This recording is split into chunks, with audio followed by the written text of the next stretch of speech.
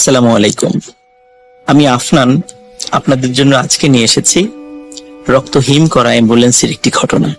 কথা না বাড়িয়ে আমি সরাসরি গল্পে চলে যাই। ঘটনাটির সময় ছিল 2009 সাল। যার সঙ্গে ঘটেছিল তার নাম হচ্ছে রফিক। উনি পেশা একজন অ্যাম্বুলেন্স চালক। উনি অ্যাম্বুলেন্সটা বেসিক্যালি দুটো মেডিকেল থেকে দুটো মেডিকেলের রোগী বা লাশ উনি আনা নেওয়া করেন। একটি হচ্ছে মিডফোর্ড হসপিটাল আর একটা হচ্ছে ঢাকা মেডিকেল কলেজ।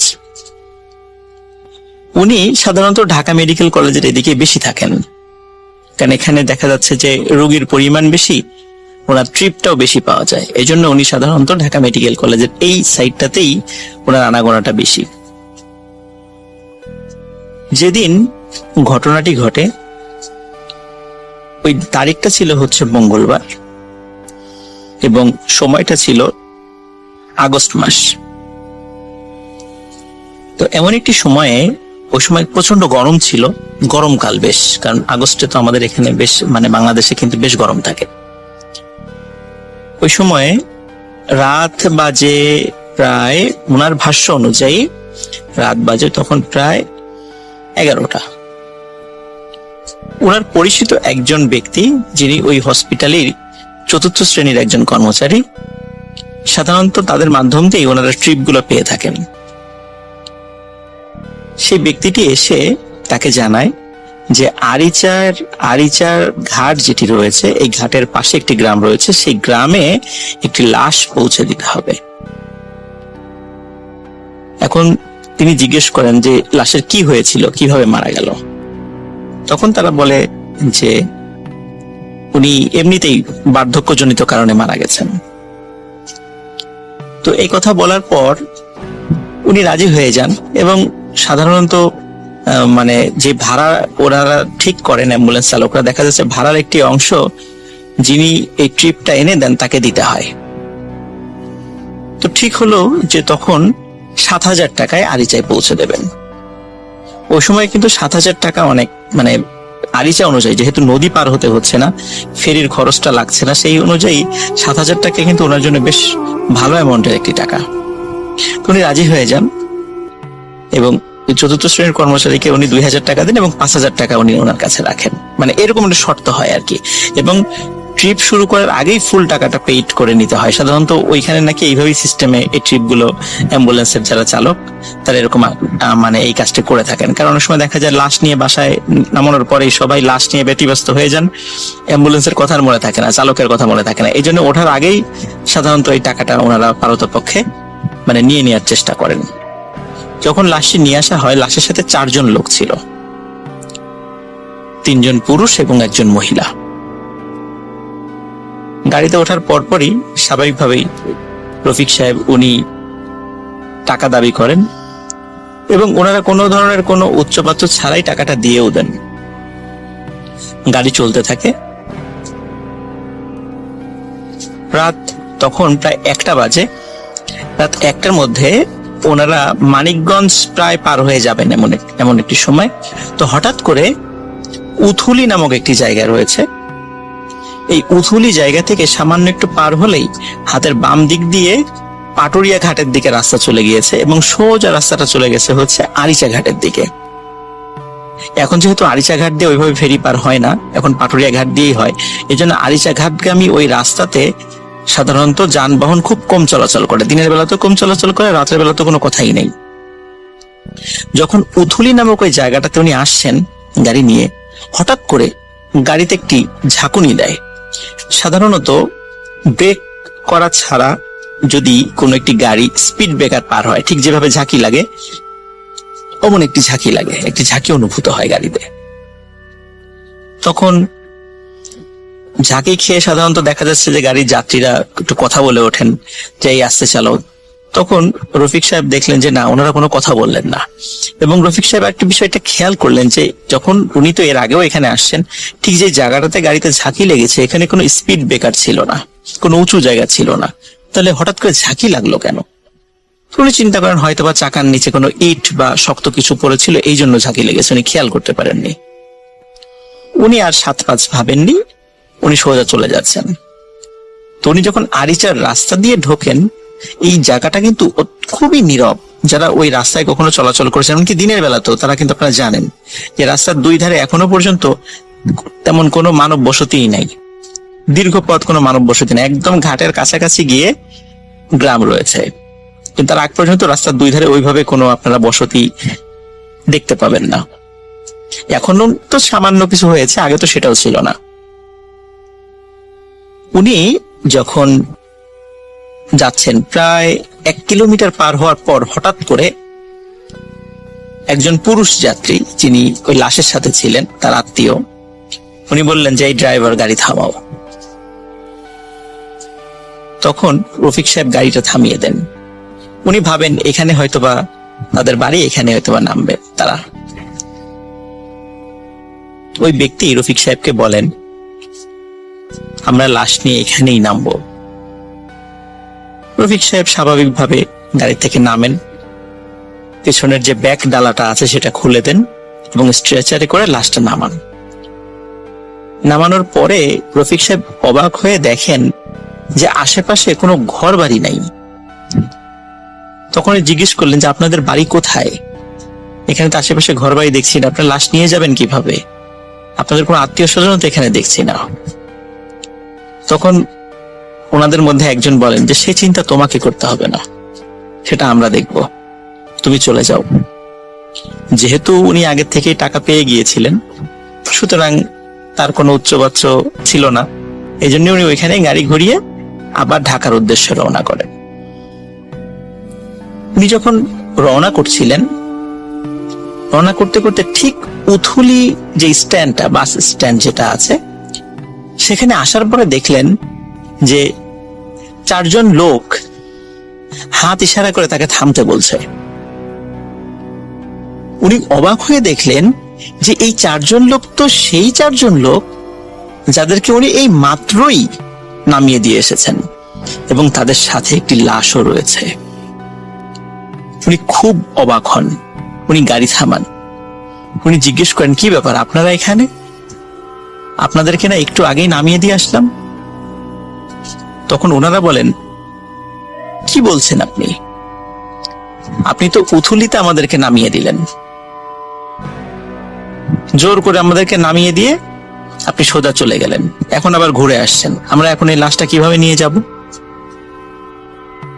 রফিক সাহেব যতটুকু না অবাক হন, তার থেকে বেশি বিরক্ত হন যে আমি মাত্র নামিয়ে দিয়ে আসলাম তাদেরকে, অথচ ঘুরে আসার পরে তারা এখানে কিভাবে আসলো, আর এখন এসে বলছে আমি নাকি উথুলি বাস স্ট্যান্ডে তাদেরকে নামিয়ে দিয়েছি। যাই হোক, যেহেতু এটা একটা অবাক করার মতো বিষয় ছিল, উনি কিছুতেই মিলাতে পারছিলেন না যে একটু আগেই তো উনি নামিয়ে দিয়ে আসছেন, হঠাৎ করে এই ধরনের ঘটনা কেন ঘটলো। তো উনি 7-5 না ভেবে বলেন যে আচ্ছা ঠিক আছে, ওঠেন, গাড়িতে ওঠেন, আমি আবার আপনাদেরকে নামিয়ে দিয়ে আসছি। তখন উনি আবার ওই লাশ সহ ওই যাত্রীদেরকে গাড়িতে তোলেন, তুলে আবার গাড়ি চলা শুরু করে। চলতে চলতে চলতে চলতে হঠাৎ একটি জায়গায় উনি চলে আসেন, সেই জায়গাটি যেই জায়গাটিতে একটু আগেই 4 জন ব্যক্তি সমেত লাশ নামিয়ে দিয়েছিলেন, এবং উনি দেখছেন যে এই 4 জন ব্যক্তি হাত ইশারা করে তাকে থামতে বলছে। উনি এবার ভয় পেয়ে যান যে কি ব্যাপার, তাহলে আমার গাড়িতে কে বসা? পিছন দিকে তাকিয়ে দেখেন গাড়িতে কেউ নেই। উনি প্রচন্ড ভয় পান, তারপরও গাড়ি থামান, যেহেতু এই জায়গাটাতেই উনি নামিয়ে দিয়ে গেছিলেন তাদেরকে। উনি জিজ্ঞেস করেন কি ব্যাপার, কি হয়েছে? তখন ওদের মধ্যে থেকে একজন বলেন যে আপনি আমাদেরকে এখানে নামিয়ে দিয়ে চলে গেলেন কেন? আমরা কি এখানে নামবো? এখানে নিয়ে আমরা লাশ নিয়ে কোথায় যাব? আমরা তো আরিচার পাশে যে গ্রামটি রয়েছে সেখানে যাব। রফিক সাহেব এবারও অবাক হন এবং বিরক্তও হন। তখন উনি বলেন যে আপনারাই বললেন যে এখানে নামিয়ে দিতে, আমি নামিয়ে দিলাম, আবার আমি ঘুরে চলে গেলাম, আবার আপনাদেরকে আরিচা থেকে এখানে নিয়ে আসলাম, এটা কি হচ্ছে? তখন তারা বলে কি ব্যাপার, আপনি আরিচায় আমাদেরকে পাবেন কোথায়? আমরা তো এখানে দাঁড়িয়ে আছি, আপনি তো আমাদেরকে জোর করে এখানে নামিয়ে দিয়ে গেলেন। তখন উনি বলেন, আমি আপনাদেরকে জোর করে কিভাবে নামাবো? লাশ সহকে কেউ জোর করে কাউকে নামায়? এভাবে ওনাদের সাথে তর্কাতর্কি হয়। যাই হোক, এক পর্যায়ে রফিক সাহেব বলেন, আচ্ছা ঠিক আছে ওঠেন, আপনারা কোথায় যাবেন আমি নামিয়ে দিচ্ছি। কিন্তু ওনার মনের মধ্যে কিছুতেই যে খচখচানি হচ্ছিল সেটা যাচ্ছিল না, যে এখানে আমি প্রথমে নামালাম, আবার চলে যাওয়ার পর উথুলি বাস স্ট্যান্ডে তাদের সাথে দেখা, তারা বলল তারা নাকি উথুলি বাস স্ট্যান্ডে তাদেরকে নাকি আমি নামিয়ে দিয়েছি, আবার তাদেরকে উঠিয়ে আনার পর এখানে আবার তাদেরকে দেখছি, অথচ গাড়ির মধ্যে থেকে তাদের কাউকে দেখছি না। তাহলে তারা কোথায় গেল বা কি হচ্ছে আমার সাথে? উনি মনে মনে খুব ভয় পাচ্ছিলেন, কিন্তু যেহেতু উনি প্রায় 45 বছর বয়স ওনার ছিল রফিক সাহেবের, এবং মোটামুটি 20-22 বছর থেকেই উনি এই অ্যাম্বুলেন্স চালান।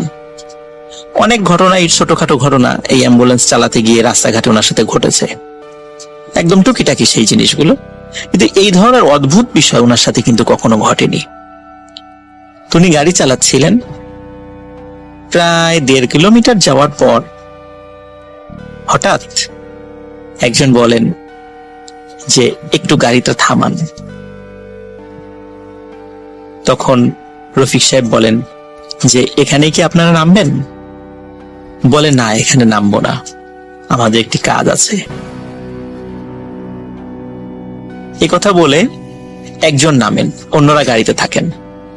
এখন রফিক সাহেবের ওনার একটু প্রাকৃতিক ডাকে সাড়া দেওয়ার প্রয়োজন ছিল, তো উনি মাত্র কয়েক মিনিটের সময় নিয়ে উনি আবার গাড়ির কাছে ফিরে আসেন।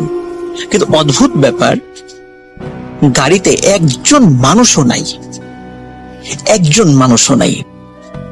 কোথায় গেল তারা? কিন্তু গাড়ির মধ্যে লাশ কিন্তু রয়েছে। রফিক সাহেব চিন্তা করছেন যে মাঝে মাঝে কিন্তু এরকম লাশ দিয়ে ধোকা দিয়ে অনেক সময় গাড়ি ছিনতাইয়ের ঘটনা ঘটে, ওনার সাথে সেই ধরনের ঘটনা ঘটছে না তো? তখন উনি চিন্তা করেন আসলে এই লোকটি মারা গেছে কিনা একটু চেক করে দেখি, এবং রফিক সাহেব সাহস করে গাড়ির ব্যাক ডালাটা খুলে লাশের হাতের পালস চেক করে দেখেন আসলে সত্যিই মারা গেছে, এবং লাশের উপরের কাপড়টা সরিয়ে দেখেন যে সেটা একটা পুরুষ মানুষের লাশ, বয়স 70 বা 80 হবে এমন বয়স। তো দেখে মনে হচ্ছিল উনি স্বাভাবিকভাবেই মারা গেছেন। তখন উনি চিন্তা করলেন যে আসলেই তো এটা লাশ, এখানে লাশ দিয়ে ধোকা দেওয়ার তো কিছু নাই, কিন্তু লোকগুলো কোথায় গেল? উনি অনেক ডাকাডাকি করার পরেও কোনো লোককে দেখতে পেলেন না। ওদিকে উনি খেয়াল করছিলেন যে আরিচা ঘাট খুব বেশি দূরে নয়। তখন উনি চিন্তা করলেন যে যেহেতু কাউকে পাওয়া যাচ্ছে না, তাহলে আমি গাড়িটি চালিয়ে আরিচা ঘাটের কাছে চলে যাই, ওখানে গেলে হয়তোবা কোনো মানুষ পাবো, তাদের কাছে জিজ্ঞেস করলেই এই লোককে দেখালে বলে দিতে পারবেন যে উনি কোন বাড়ির বা কোন গ্রামের, হয়তো অনেকেই চিনবেন তাকে। এই চিন্তা করে উনি গাড়ি স্টার্ট দিলেন। গাড়ি স্টার্ট দেওয়ার পর উনি আরিচা ঘাটের কাছে চলে আসেন এবং দেখেন ওখানে বেশ 2-1 লোক, বিশেষ করে ওই যারা বাজারের যে পাহারাদার বা চৌকিদার, তারা সেখানে আছে। তখন গাড়ি থামিয়ে তাদের একজনকে ডাকলেন। ডাকার পরে বললেন যে আচ্ছা আপনি কি বলতে পারবেন এই যে ভিতরে আমার গাড়ির মধ্যে যে লাশ রয়েছে এটি আপনাদের এলাকার কার লাশ? তখন 2জন চৌকিদার খুব অবাক হয়ে রফিক সাহেবের দিকে তাকান, বলে যে লাশ? কোথায় লাশ? তখন এই যে আমার গাড়িতে। আপনার গাড়িতে তো কোনো লাশ দেখছি না। সত্যি রফিক সাহেব পিছন দিকে তাকিয়ে দেখেন গাড়িতে কোনো লাশ নেই। রফিক সাহেব মারাত্মক ভয় পেয়ে যান। ভয় পাওয়ার পরে ওই চৌকিদারকে সবকিছু খুলে বলেন যে এই ঘটনা ওনার সঙ্গে ঘটেছে। তখন চৌকিদার বলেন যে আমরা তো এই গ্রামের খুবই পুরাতন বাসিন্দা, এখানে এমন কোন লোক মারা গিয়েছে বলে তো আমরা জানি না। একথা শুনে রফিক সাহেব চিন্তা করেন হয়তোবা ওনারা জানেন না, এটা হতেই পারে। কিন্তু এই যে ঘটনাগুলো ঘটছিল এগুলো আসলে কেন ওনার সাথে ঘটছিল উনি কিছুতেই বুঝতে পারছিলেন না, কোনো হিসাব মিলাতে পারছিলেন না। উনি ওই দিন আর গাড়ি নিয়ে ঢাকায় যেতে পারেননি। উনি মানসিকভাবে খুব বিপর্যস্ত হয়ে পড়েন এবং ওনার ওই বিপর্যস্ততা দেখে আরিচা ঘাটের দুইজন চৌকিদার তারা তাকে গাড়িটা পার্কিং করার ব্যবস্থা করে এবং রেস্ট নেওয়ার জন্য তাদের যে বিশ্রামের যে জায়গাটা আছে সেটা ছেড়ে দেয়, বলে যে আপনি এখানে বিশ্রাম করেন। এবং বিশ্রাম করার পর সকালবেলা যখন উনি ওঠেন রফিক সাহেব, তখন আশেপাশে অনেক লোক আসে, সবাই কৌতূহল হয়ে তাকে প্রশ্ন করতে থাকেন যে আসলে কি ঘটনা ঘটেছিল। উনি আবারও সেটা খুলে বলেন। তখন একজন লোক বলেন যে হ্যাঁ, আমাদের পাশের গ্রামে একজন মুরব্বী মারা গিয়েছে, কিন্তু সে যতটুকু জানে যে রাত প্রায় 3টার দিকে তার জানাজা হয়েছে এবং জানাজা করার পর তাকে কবরস্থও করা হয়েছে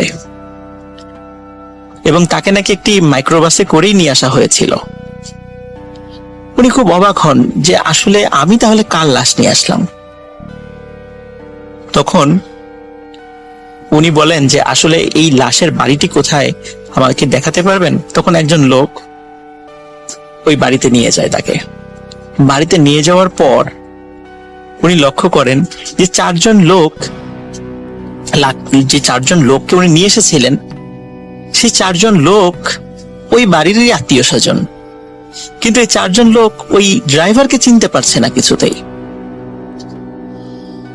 তখন ড্রাইভার বললেন, বিশেষ করে রফিক সাহেব, যে আমি তো আপনাদেরকে কালকেই নিয়ে আসলাম, লাশের সাথে নিয়ে আসলাম, এই ঘটনা ঘটলো।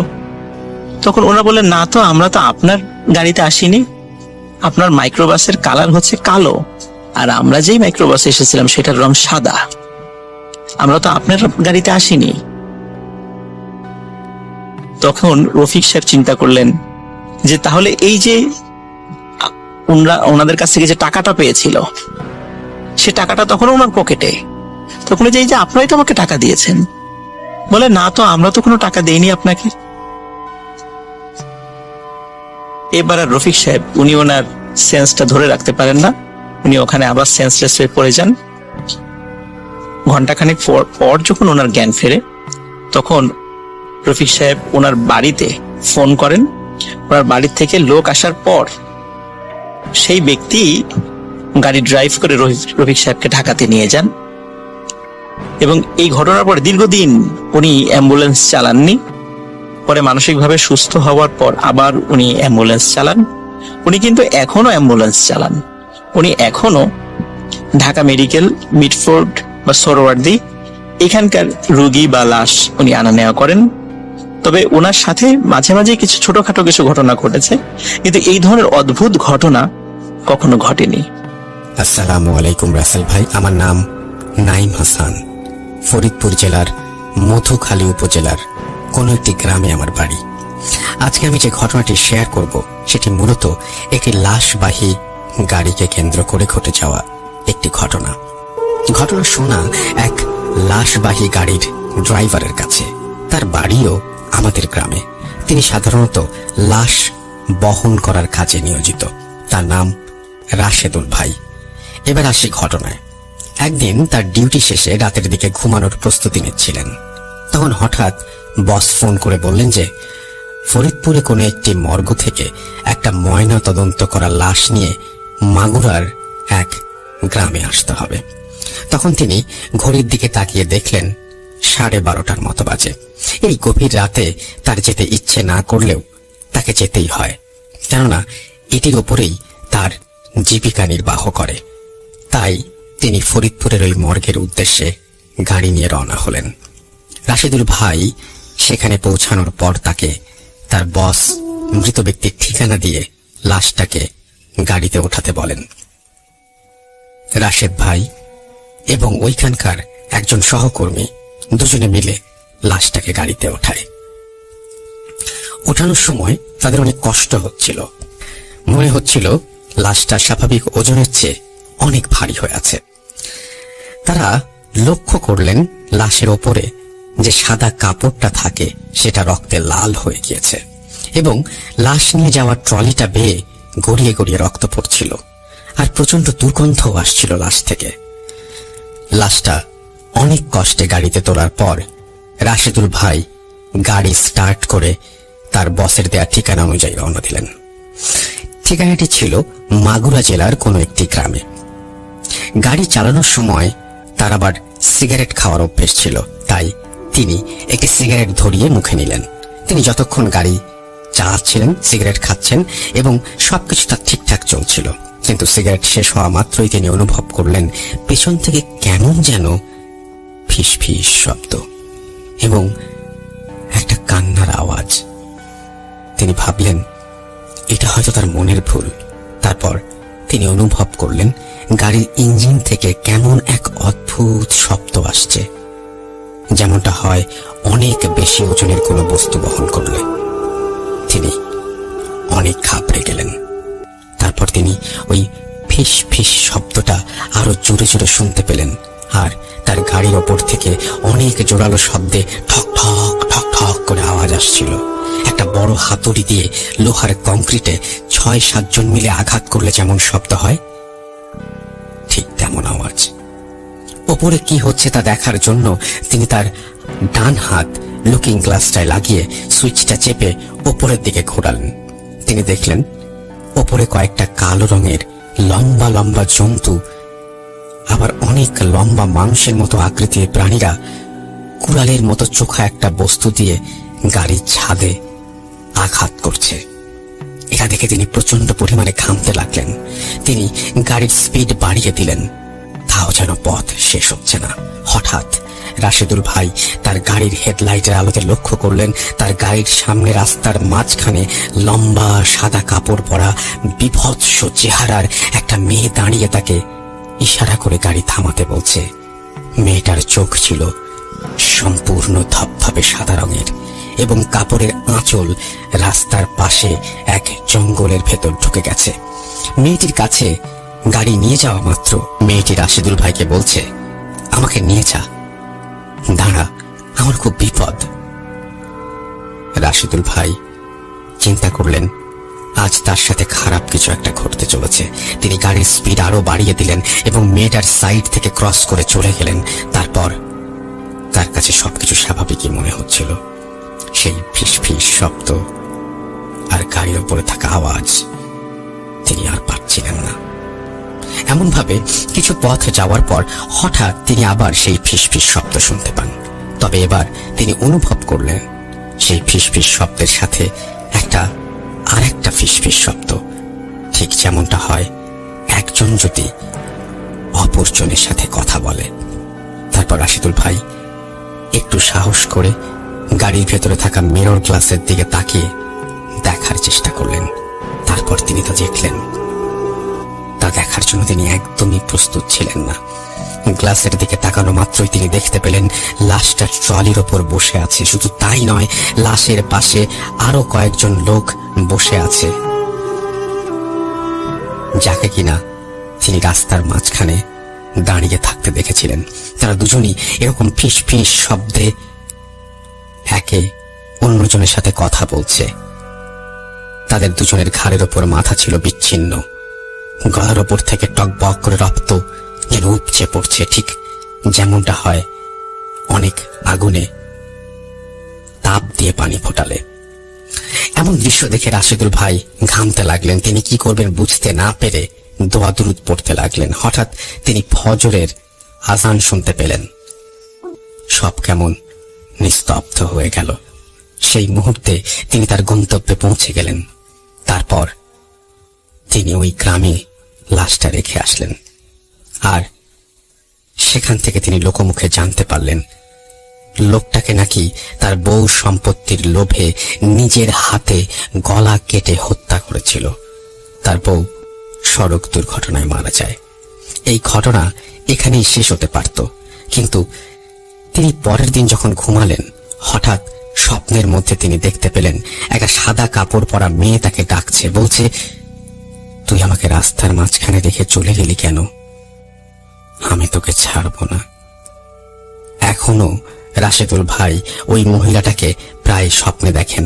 মহিলাটি স্বপ্নে তাকে ভয় দেখায়। তিনি আজও এই ঘটনার কোনো ব্যাখ্যা পাননি। আসসালামু আলাইকুম রাসেল ভাই, আমি সাবরিনা টরন্টো থেকে।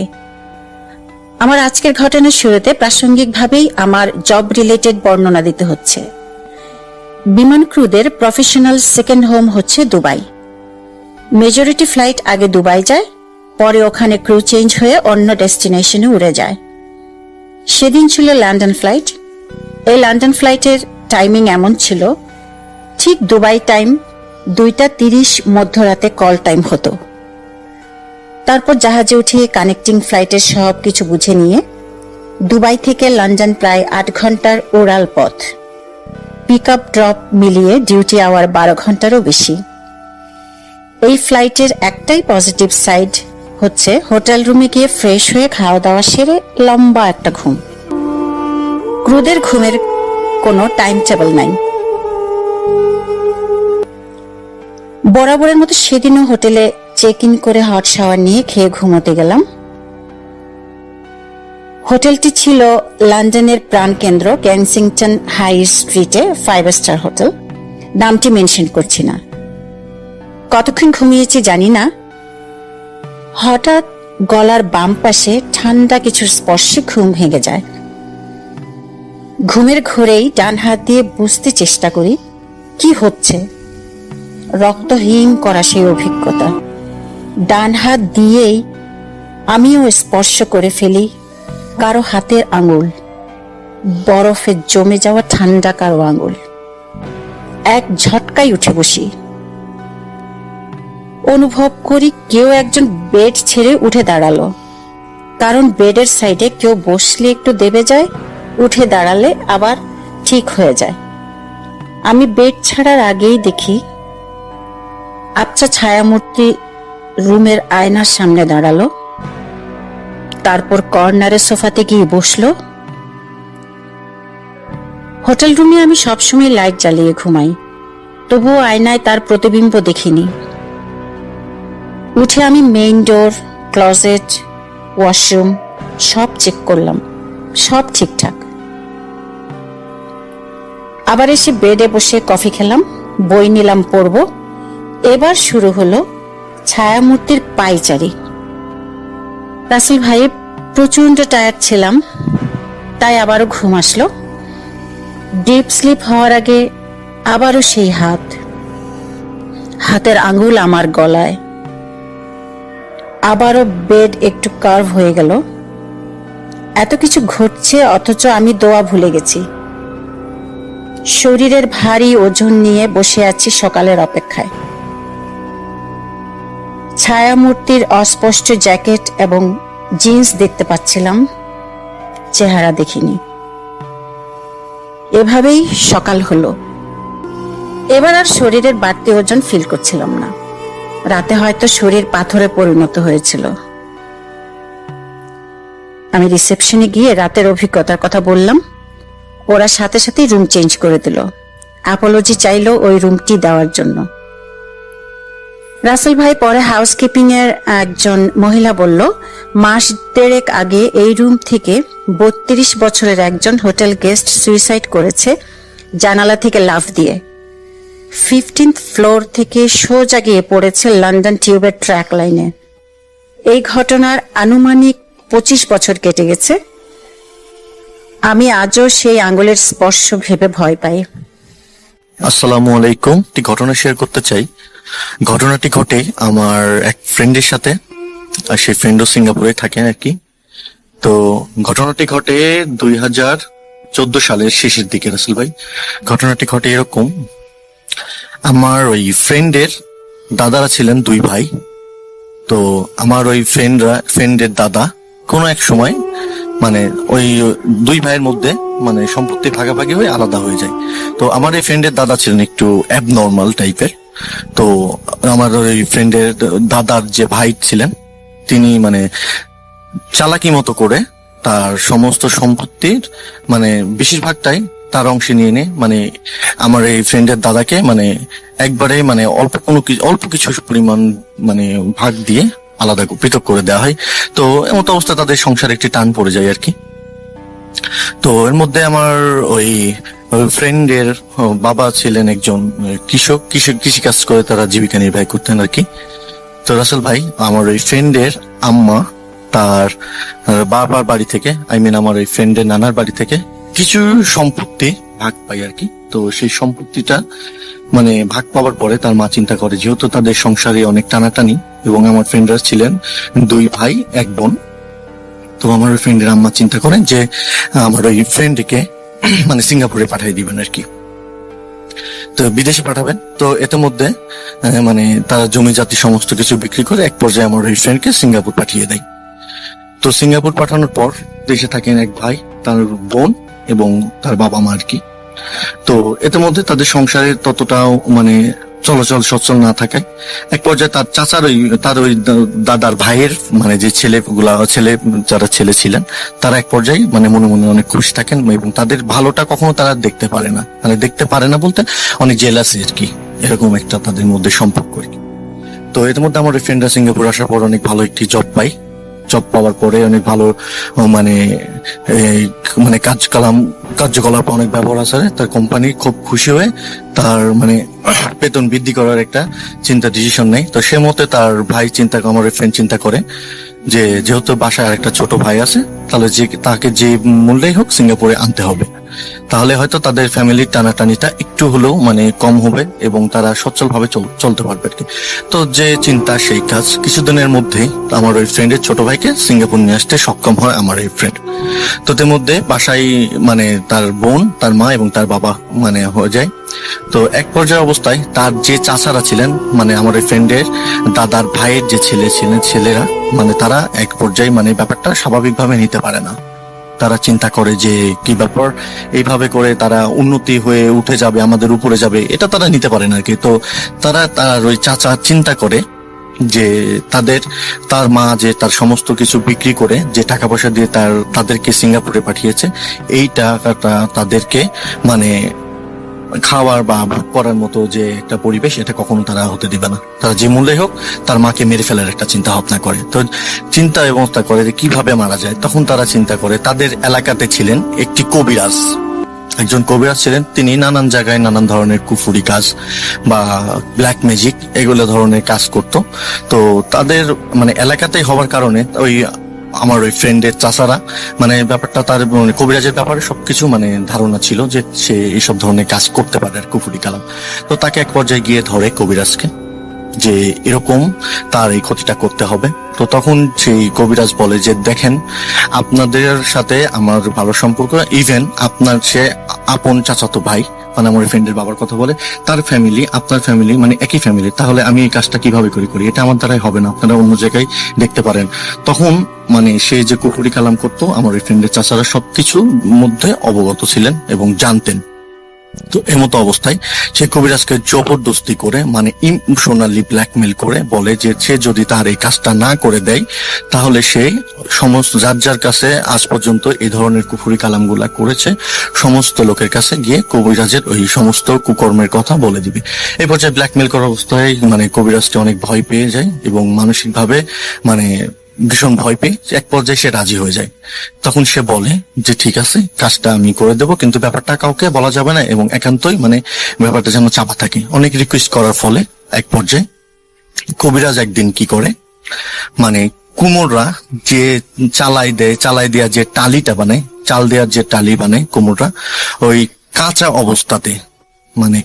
অবস্থাতে সেই টালির উপরে গিয়ে যখন কুমোরটা বানায় রাখে, তখন ওই কুমোর করে ওই টালির উপরে মানে কুফুরি কালাম লিখে তার মায়ের নামে, আমার ফ্রেন্ডের মায়ের নামে কুফুরি কালাম লিখে ওই মানে ইটটা একটা চিহ্ন করে দিয়ে আসে এবং পরবর্তীতে সে ইটটা যেন নিয়ে আসতে পারে, এই কারণে সেই মানে চিহ্নটা করে দিয়ে আসে। আর যে কালামটা মানে কুফুরি কালামটা লিখেছে, এটা লেখা তো অবস্থায় মানে কুমোরকে কাউকে দেখতে দেওয়া যাবে না, কাউকে জানানো যাবে না, ইভেন সে ইটটা যে পরবর্তীতে নিয়ে আসবে সেটাও কাউকে জানানো যাবে না বা চুরি করে আনতে হবে সেটা।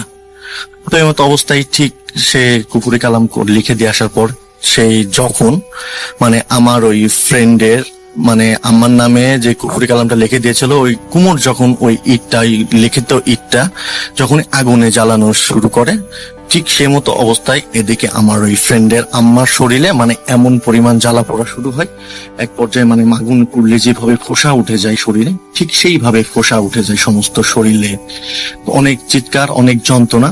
তো তখন তারা হঠাৎ করে তার বাবা এবং তার বোন মানে কি করবে ব্যাপারটা বুঝতে না পেরে ডাক্তার দেখাই, তো কোনো মতেই কোনো কিছু হচ্ছিল না।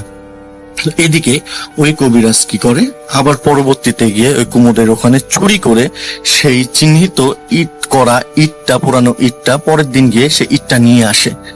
তো নিয়ে আসার পরে কি করে রাসেল ভাই, সেই ইটটা মানে দুটুকরো করে এদিকে ওই কবিরাজ যে বলেছিল, এদিকে আরেকটা মানে তার চাচাকে আরেকটি কাজ করতে বলেছেন, সেটা হচ্ছে আমার ওই ফ্রেন্ডের মায়ের মানে ব্যবহৃত কাপড়ের একটি অংশ এবং তা আমার ওই ফ্রেন্ডের মায়ের মাথার চুল, এই দুইটা ব্যবস্থা করতে বলে। এদিকে মানে তার যেহেতু বাড়িতে আসা যাওয়া আছে, সে আমার ওই ফ্রেন্ডের চাচা কি করে, আমার ওই ফ্রেন্ডের মায়ের ব্যবহৃত কাপড় এবং মাথার চুল মানে এটা মানে কালেক্ট করে সেই কবিরাজের কাছে দেয়। তো কবিরাজ কি করে, ওই যেই কুফুরি করা ইটটা দুই টুকরো করে আমার ওই ফ্রেন্ডের মায়ের ব্যবহৃত কাপড় এবং ওই আমার ফ্রেন্ডের মায়ের মাথার চুল মানে একত্রিত করে ওই ইটের টালির মাঝখানে রেখে ওপর একটি ওই অপর একটি ইটের টালি ওই কুফুরি দিয়ে উপরে রেখে ওটা সুন্দর করে পলিথিন দিয়ে মানে পেঁচিয়ে মানে এটা ফেলে দেয় একটা মানে পরিত্যক্ত কূপের মধ্যে।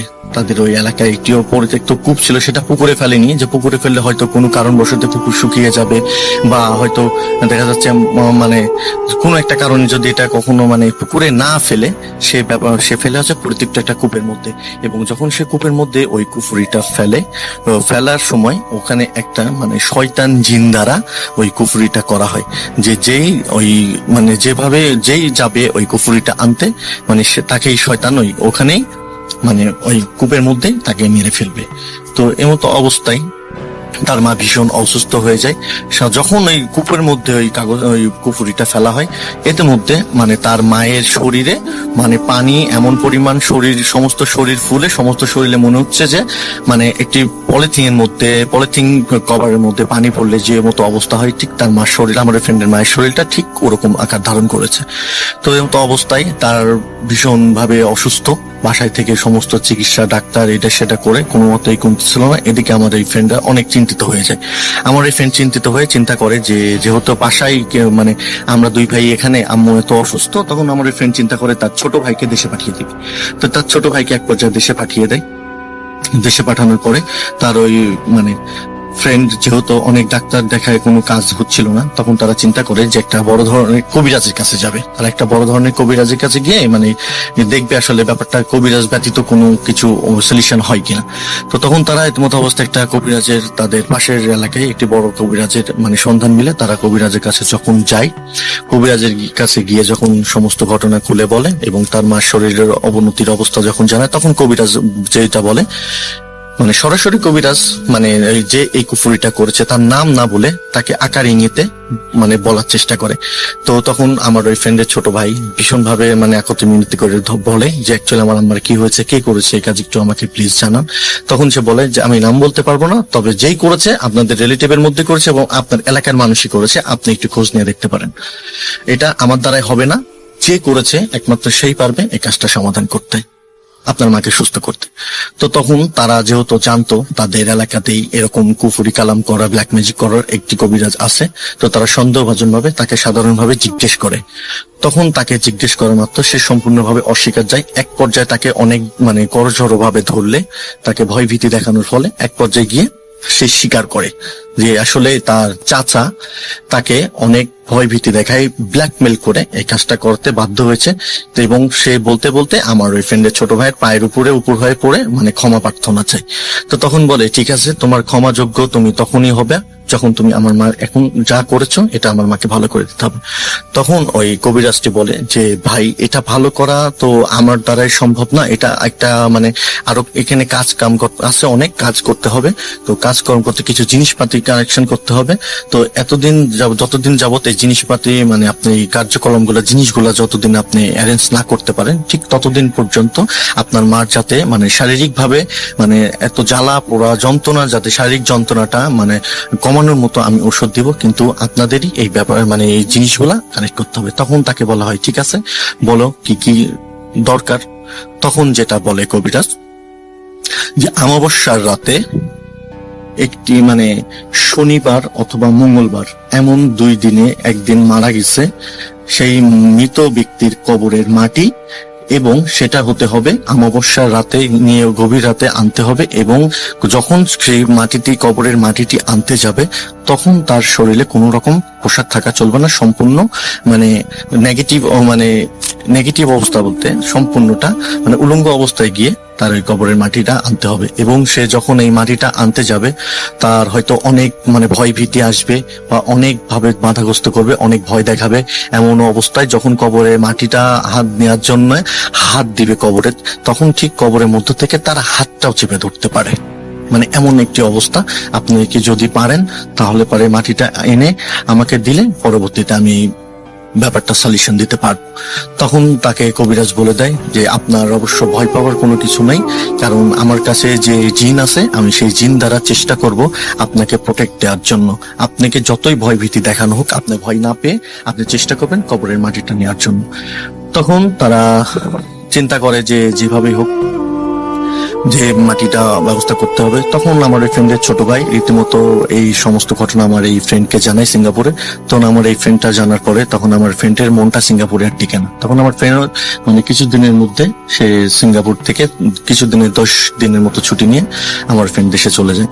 তো দেশে গিয়ে সমস্ত ঘটনা মানে এতে মধ্যে আমার ফ্রেন্ড দেশে যাইতে যাইতে আমার ওই ফ্রেন্ডের ছোট ভাই তার সমস্ত বন্ধু যারা যারা ছিল আশেপাশে আত্মীয় স্বজন সবাইকে জানাই দেয়, যেরকম খোঁজ রাখতে যে শনিবার মঙ্গলবারে কে মারা গেছে কবরটার খোঁজ রাখতে এবং অমাবস্যার অপেক্ষা করতে থাকে। এতে মধ্যে আমার ওই ফ্রেন্ড দেশে চলে যায়। আমার ফ্রেন্ড দেশে যাওয়ার পরে ফ্রেন্ডকে সমস্ত কিছু ঘটনা খুলে জানানোর পরে তখন আমার ফ্রেন্ডরা মানে ব্যাপারটা নিয়ে অনেক মানে শকিং এবং অনেক মানে কান্নাই ভেঙে পড়ে যে আসলে আমার আম্মার সাথে এরকম হচ্ছে, এই এটা কি কোনো ঠিক কাজ করেছে। সে যা অবস্থায় যেরকম অবস্থা আর কি যেমতো অবস্থায় তারা এক পর্যায়ে মানে তাদের বাসার পাশে একটি গোরস্থান ছিল তাদের এলাকাতে। সেই এলাকাতে মানে এরকম না পায়ে মানে কবরের সন্ধান না পেয়ে তারা মানে তাদের পরবর্তী এলাকাতে মানে তাদের বাসার থেকে আনুমানিক আধা ঘন্টার মতো রাস্তা হেঁটে যেতে আধা ঘন্টা লাগবে আমার ওই ফ্রেন্ডের বাসা থেকে।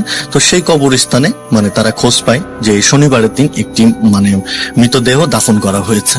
তো এর মতো অবস্থায় তখন তারা মানে খোঁজ নেওয়ার পরে কবরটা চিহ্নিত করে রেখে অপেক্ষা করে অমাবস্যার জন্য। তো এর মতো অবস্থায় মানে অমাবস্যা চলে আসে। তো অমাবস্যা আসার পর তো আমার ওই ফ্রেন্ড তখন চিন্তা করে যে এখন যেহেতু অমাবস্যা চলে আসছে তাহলে ওই মাটিটা তো যেভাবেই হোক ম্যানেজ করতে হবে। তখন আমার ওই ফ্রেন্ডের ছোট ভাই বলে যে যেভাবেই হোক আমার মায়ের জীবন রক্ষা করতে, যেই মা আমাদের মানে তার সমস্ত কিছু মানে বিক্রি করে তার সুখের তার চিন্তা না করে আমাদের মানে সুখের ঠিকানা দেখাইছে, অবশ্যই সেই মার জন্য জীবন গেলেও যাবে, এই মাটি আমাকে মানে করতেই হবে, ম্যানেজ করতেই হবে। তো যে অবস্থায় তো যেহেতু উলঙ্গ করে যেতে হবে রাত গভীর রাতে, তো তার বড় ভাই মানে কি করে ওই অমাবস্যার রাতে ভাই মাথাটা অন্যদিকে ঘুরিয়ে তার পরনের থেকে মানে লুঙ্গি পরেছিল মানে লুঙ্গিটা খুলে দেয়। তো এমতো অবস্থায় তিনি মানে যখন বাসায় থেকে বের হওয়া অবস্থায় মানে মিনিট 5 মতো ওরা বাড়ির থেকে হেঁটে গেছে, ঠিক তখনই মানে তার ভাইয়ের কণ্ঠ নিয়ে মানে টাকাটাকি করতেছে তার ভাইয়ের নাম মানে আমার ওই ফ্রেন্ডের ভাইয়ের নাম ধরে। আমার ওই ফ্রেন্ডের নাম আমি বলে রাখি, আমার ফ্রেন্ডের নাম ছিল তুষার এবং আমার ফ্রেন্ডের ছোট ভাইয়ের নাম ছিল সজীব। তো তখন ওই তুষারের কণ্ঠ নিয়ে সজীব বলে ডাকতেছে পিছন থেকে অনেক জোরে। কিন্তু আমার ওই ফ্রেন্ডের ছোট ভাইয়ের মাথায় একটা কাজই করতেছে, যেভাবেই হোক পিছনে তাকানো যাবে না। ও এর মধ্যে রাসেল ভাই কবিরাজ বলে দিছে যে কারোর সাথে দেখা হলে কথা বলা যাবে না এবং কারোর সাথে কোনো রকম মানে কথা বলা যাবে না। কথা যদি বলো এবং পিছনে ফিরে যদি তাকাও তাহলে কিন্তু এই মাটিটার কোনো কাজে দিবে না। তো এমতো অবস্থায় আমার ওই ফ্রেন্ডের ছোট ভাই কথাটা কবিরাজের এই কথাটা মনে রাখে এবং মনে রেখে সে বলে দুনিয়াতে যত কিছুই হয়ে যাক আমার আম্মাকে বাঁচাতেই হবে। তখন এই চিন্তা অবস্থায় তো রাসেল ভাই যখন সেই মানে রাত্রে গভীর রাতে অমাবস্যার রাতে যখন যাচ্ছে, এত বিদঘুটে অন্ধকার, তার নিজের হাতটাও দেখতে পারতেছে না, এত পরিমাণ অন্ধকার। তো যখন যাচ্ছে দেখা যাচ্ছে মাঝে মধ্যে মানে দুইটা কুত্তা বা বড় বড় মানে অবয়ব নিয়ে মানে হাতির মতো মানে অনেক বড় বড় ভয়ঙ্কর আওয়াজ করে মানে তার সামনের দিকে মানে ধেয়ে আসতেছে অন্ধকারের মধ্যে, শুধু চোখ দেখতে পারতেছে। এত পরিমাণ ভয় পেয়ে সম্পূর্ণ ফ্রিজ হয়ে যায়। এত পরিমাণ মানে ভয় পায়, কিন্তু তার মনের ভিতরে একটাই চিন্তা, আমার আম্মাকে যেভাবে হোক বাঁচাতেই হবে। তো এমতো অবস্থায় সে রাসেল ভাই যখন কবরস্থানে মানে হেঁটে হেঁটে যাচ্ছিল, মানে যাওয়ার সময় বেশ দ্রুত পৌঁছে যায় আর কি। তো তো যখন ওই বলেছিল যে কবিরাজ যে হয়তো তুমি যখন কবরে হাত দিবে মাটিটা আনার জন্য, হয়তো এমন হতে পারে কবরের মধ্য থেকে তোমার হাতটা চেপে ধরছে, কিন্তু তোমার ভয় পাওয়া যাবে না। তো রাসেল ভাই এই মতো অবস্থায় তার মাথায় চিন্তা একটাই, আমার আম্মাকে বাঁচাতে হবে। তো সে কি করে, সে কবরের স্থানে ঢুকে, যখন কবরস্থানের মধ্যে ঢোকার জন্য সে মানে ডান পাওটা কবরের স্থানের মধ্যে দিয়ে দেয় কবরের মধ্যে, তো সাথে সাথে মানে সমস্ত তখন ছিল অনেক মানে জঙ্গল মতো বাঁশের ঝাড় ছিল, অনেক ঘন ঘন বাঁশের ঝোপ ঝাড়, মানে এমনিতে অমাবস্যার রাত দেখার মতো কিচ্ছু যাচ্ছে না। তো রাসেল ভাই মানে এমন বাতাস শুরু হয় হঠাৎ করে, মানে বাতাসের সম্পূর্ণ কিছু মনে হচ্ছে সমস্ত কবর লন্ডভন্ড করে দিচ্ছে, এত পরিমাণে বাতাসে মানে আমার ফ্রেন্ডের ছোট ভাই ভয়ে মানে সমস্ত ফ্রিজ, কিন্তু তার চিন্তা একটাই, কবরে মাটি নিতেই হবে, আমাকে বাঁচাতে হবে, শুধু তার মনে একটাই চিন্তা। তো এমতো অবস্থায় সে যখন মানে ওই কবরের মাটিতে বিসমিল্লাহ বলে হাত দেওয়ার পরে তখন কোনো সমস্যা হয় না। তখন যখন যে কবরের মানে কবরের ডান হাত দিয়ে মাটিটা নিয়ে কবর থেকে যখন বের হতে লাগে, তখন রাসেল ভাই মনে হচ্ছে যে পিছন থেকে তাকে কেউ মানে এমন অবস্থায় মানে সমস্ত শক্তি দিয়ে তাকে ধরে রাখছে পিছন থেকে, সামনে কোনো মতেই এগোতে পারতেছে না। তো এক পর্যায়ে রাসেল ভাই সে অনেক ধস্তাধস্তির মধ্য দিয়ে মনে হচ্ছে যে মানে কবর থেকে বের হয়ে সে রাস্তা দিয়ে হাঁটতেছে, বা তার মায়ের কণ্ঠ নিয়ে ডাকতেছে, বা তার বাবার কণ্ঠ নিয়ে ডাকতেছে, কখনো কখনো তার ভাই, বা কখনো অনেক ভয়ঙ্কর আওয়াজ দিয়ে ডাকাডাকি করতেছে, কিন্তু সে কখনো পিছনে ফিরে তাকায় না একবারে ভুলেও। তো এর মধ্যে কবিরাজ তার জিন দ্বারা সবকিছু পর্যবেক্ষণ করে। তো এক পর্যায়ে রাসেল ভাই আমার ওই ফ্রেন্ডের ছোট ভাই বলে যে আমি এতক্ষণ ধরে হাঁটতেছি কিন্তু আমার ওই রাস্তা যেন শেষ হচ্ছে না, মানে কত দূর। তো রাস্তায় এক পর্যায়ে যখন ওই রাস্তা দিয়ে হাঁটতে হাঁটতে বাসায় ঢুকতে দেখে তার বড় ভাই দাঁড়ায় আছে, কিন্তু রাসেল ভাই আমার ওই ফ্রেন্ডের ছোট ভাই এত পরিমাণ ভয় পায়, ভয়ে সম্পূর্ণ মানে তাকে এত পরিমাণ ভয় দেখানো হয়েছে, সে ভয়ে সম্পূর্ণটা ফ্রিজ। সে এক মর্যাদা অবস্থায় সাথে সাথে যখন তার বাড়ির মধ্যে ঢুকে, তার ভাই উঠানে দাঁড়িয়ে ছিল, কোন রকম সে কথা তার ভাইয়ের সাথে না বলে তার আমার ওই ফ্রেন্ড সাথে সাথে তাকে গামছা দিয়ে চড়াই নেই, সাথে সাথে ওখানে মানে সেন্সলেসে উঠানে পড়ে যাওয়া মাত্র আমার ওই ফ্রেন্ড অনেক চেষ্টা করে সেই মানে মুখটা খোলার জন্য, যে মাটিটা নিবে, কোনো রকম এই মুখটা খুলতে পারে না। সে একটাই চিন্তা নিয়েছিল আমার ফ্রেন্ডের ছোট ভাই, যে কোনো মূল্যে আমার জীবনের মূল্যে আমার আম্মাকে বাঁচাতেই হবে। তো রাসেল ভাই এমন অবস্থায় সে মানে যখন কবিরাজ মানে ঠিক পেয়ে যায়, তার জিন দ্বারা যেহেতু সে পর্যবেক্ষণ করতেছিল, তো সাথে সাথে আমার ফ্রেন্ডের বাসায় এসে উপস্থিত হয় কবিরাজ, এবং এসে বলে যে মাটি যেহেতু নিয়ে আসছেন তাহলে এখনো যেতে হবে, যে পুকুরিটা ফালানো হয়েছে, ব্ল্যাক ম্যাজিকের ওই থলেটা রাখা হয়েছে, সেই ওখানে গিয়ে এখন ওই উঠানো দরকার। তো আমার ওই ফ্রেন্ডের ছোট ভাইয়ের মুখে পানি ছিটিয়ে কোন রকম মানে ধপ করে মানে যখন মানে উঠে মানে সেন্সলেস থেকে উঠে, তখনই মানে বলে যে আমার হাতে মাটিটা আছে নাকি ভাই, আপনি একটু দেখেন। তখন দেখেন যে মাটি আছে। তেমতো অবস্থায় কবিরাজের সাথে ওই আমার ওই ফ্রেন্ড এবং ফ্রেন্ডের ছোট ভাই কবিরাজের সাথে ওই কূপের মধ্যে যায়। কূপের মধ্যে গিয়ে ওই কবিরাজ একটি মন্ত্র পড়ে, কূপের কাছে গিয়ে ওই একটি মন্ত্র পড়ে ওই মাটিতে, কবরের মাটিতে মন্ত্র পড়ে কূপের চারদিকে সুন্দর মতো ছিটিয়ে, তখন আমার ছোট ফ্রেন্ডকে বলে যে এটা একটা জিন দ্বারা পর্যবেক্ষণ করা হচ্ছিল, যদি কোনো এইটা ব্যতীত যদি কেউ এই কূপের মধ্যে এখানে এসে ওই কুপুরিটা তোলার চিন্তা করতো তাহলে তাকে মেরে ফেলতো ওই জিনটা। তো যেহেতু এখন ওই বন্ধ করে দিয়েছে, তো তখন বলে যে এখন ওই কূপের মধ্যে নেমে ওই কুপুরিটা তুলতে হবে, তুললে আপনার আম্মা সুস্থ করা যাবে ইনশাল্লাহ। তখন রাসেল ভাই কি করে, আমার ফ্রেন্ডের ছোট ভাই নিজে বলে যে আমি নিচে যাব। তখন তারা দড়ি দিয়ে রিক্স নেয় না, তখন তারা চিন্তা করে বাঁশ ছাদ থেকে কাঁচা বাঁশ, বড় বড় কুঞ্চি সহ বাঁশ কেটে যাতে সিঁড়ি মতো করে মানে ধরে ধরে নামতে পারে এবং ধরে ধরে অনায়াসে উঠতে পারে। তো আমার ফ্রেন্ডের ছোট ভাই গিয়ে ওই কূপের মধ্যে নেমে কূপের মধ্যে থেকে ওটা যখনই তুলে এনে দেখে রাসেল ভাই ওখানে মানে অনেক মানে ওই কুফুরিটা। তো তখন কবিরাজ বলে এখন যেহেতু এটা ওঠানো হয়েছে, এটাকে একটা দোয়া পড়ে গোরস্থানের মধ্যে মানে জুম্মার দিনে গোরস্থানের মধ্যে মানে এটাকে পুঁতে দিলে পারে, তখন আপনার মা ধীরে ধীরে সুস্থ হয়ে যাবে। কিন্তু ওর মধ্যে যে কাপড়টা দেওয়া হয়েছিল, তখন কবিরাজকে জিজ্ঞেস করে এই কাপড়টা কেন দিয়েছেন। তখন ওই কবিরাজ যেটা বলে, এই যে কাপড়টা দেওয়া হয়েছে আপনার আম্মার, এই কাপড়টাতে যতদিন পর্যন্ত মানে আস্তে আস্তে মানে পচতে থাকবে, ততদিন মানে আপনার আম্মা ধীরে ধীরে মৃত্যুর করে ঢলে পড়বে। যখন এই কাপড়টা সম্পূর্ণ পচে যাবে তখন মানে আপনার আম্মা মারা যাবে আর কি। তো তখন তারা ভীষণভাবে শকি হয়ে তার মানে কবিরাজকে বলে, আপনি যা করেছেন আপনার সবকিছু করণের জন্য আমরা ক্ষমা করে দেবো আমার মায়ের জানের বিনিময়ে। তো এই কথা বলে তার সে চলে যায় কবিরাজের মতো।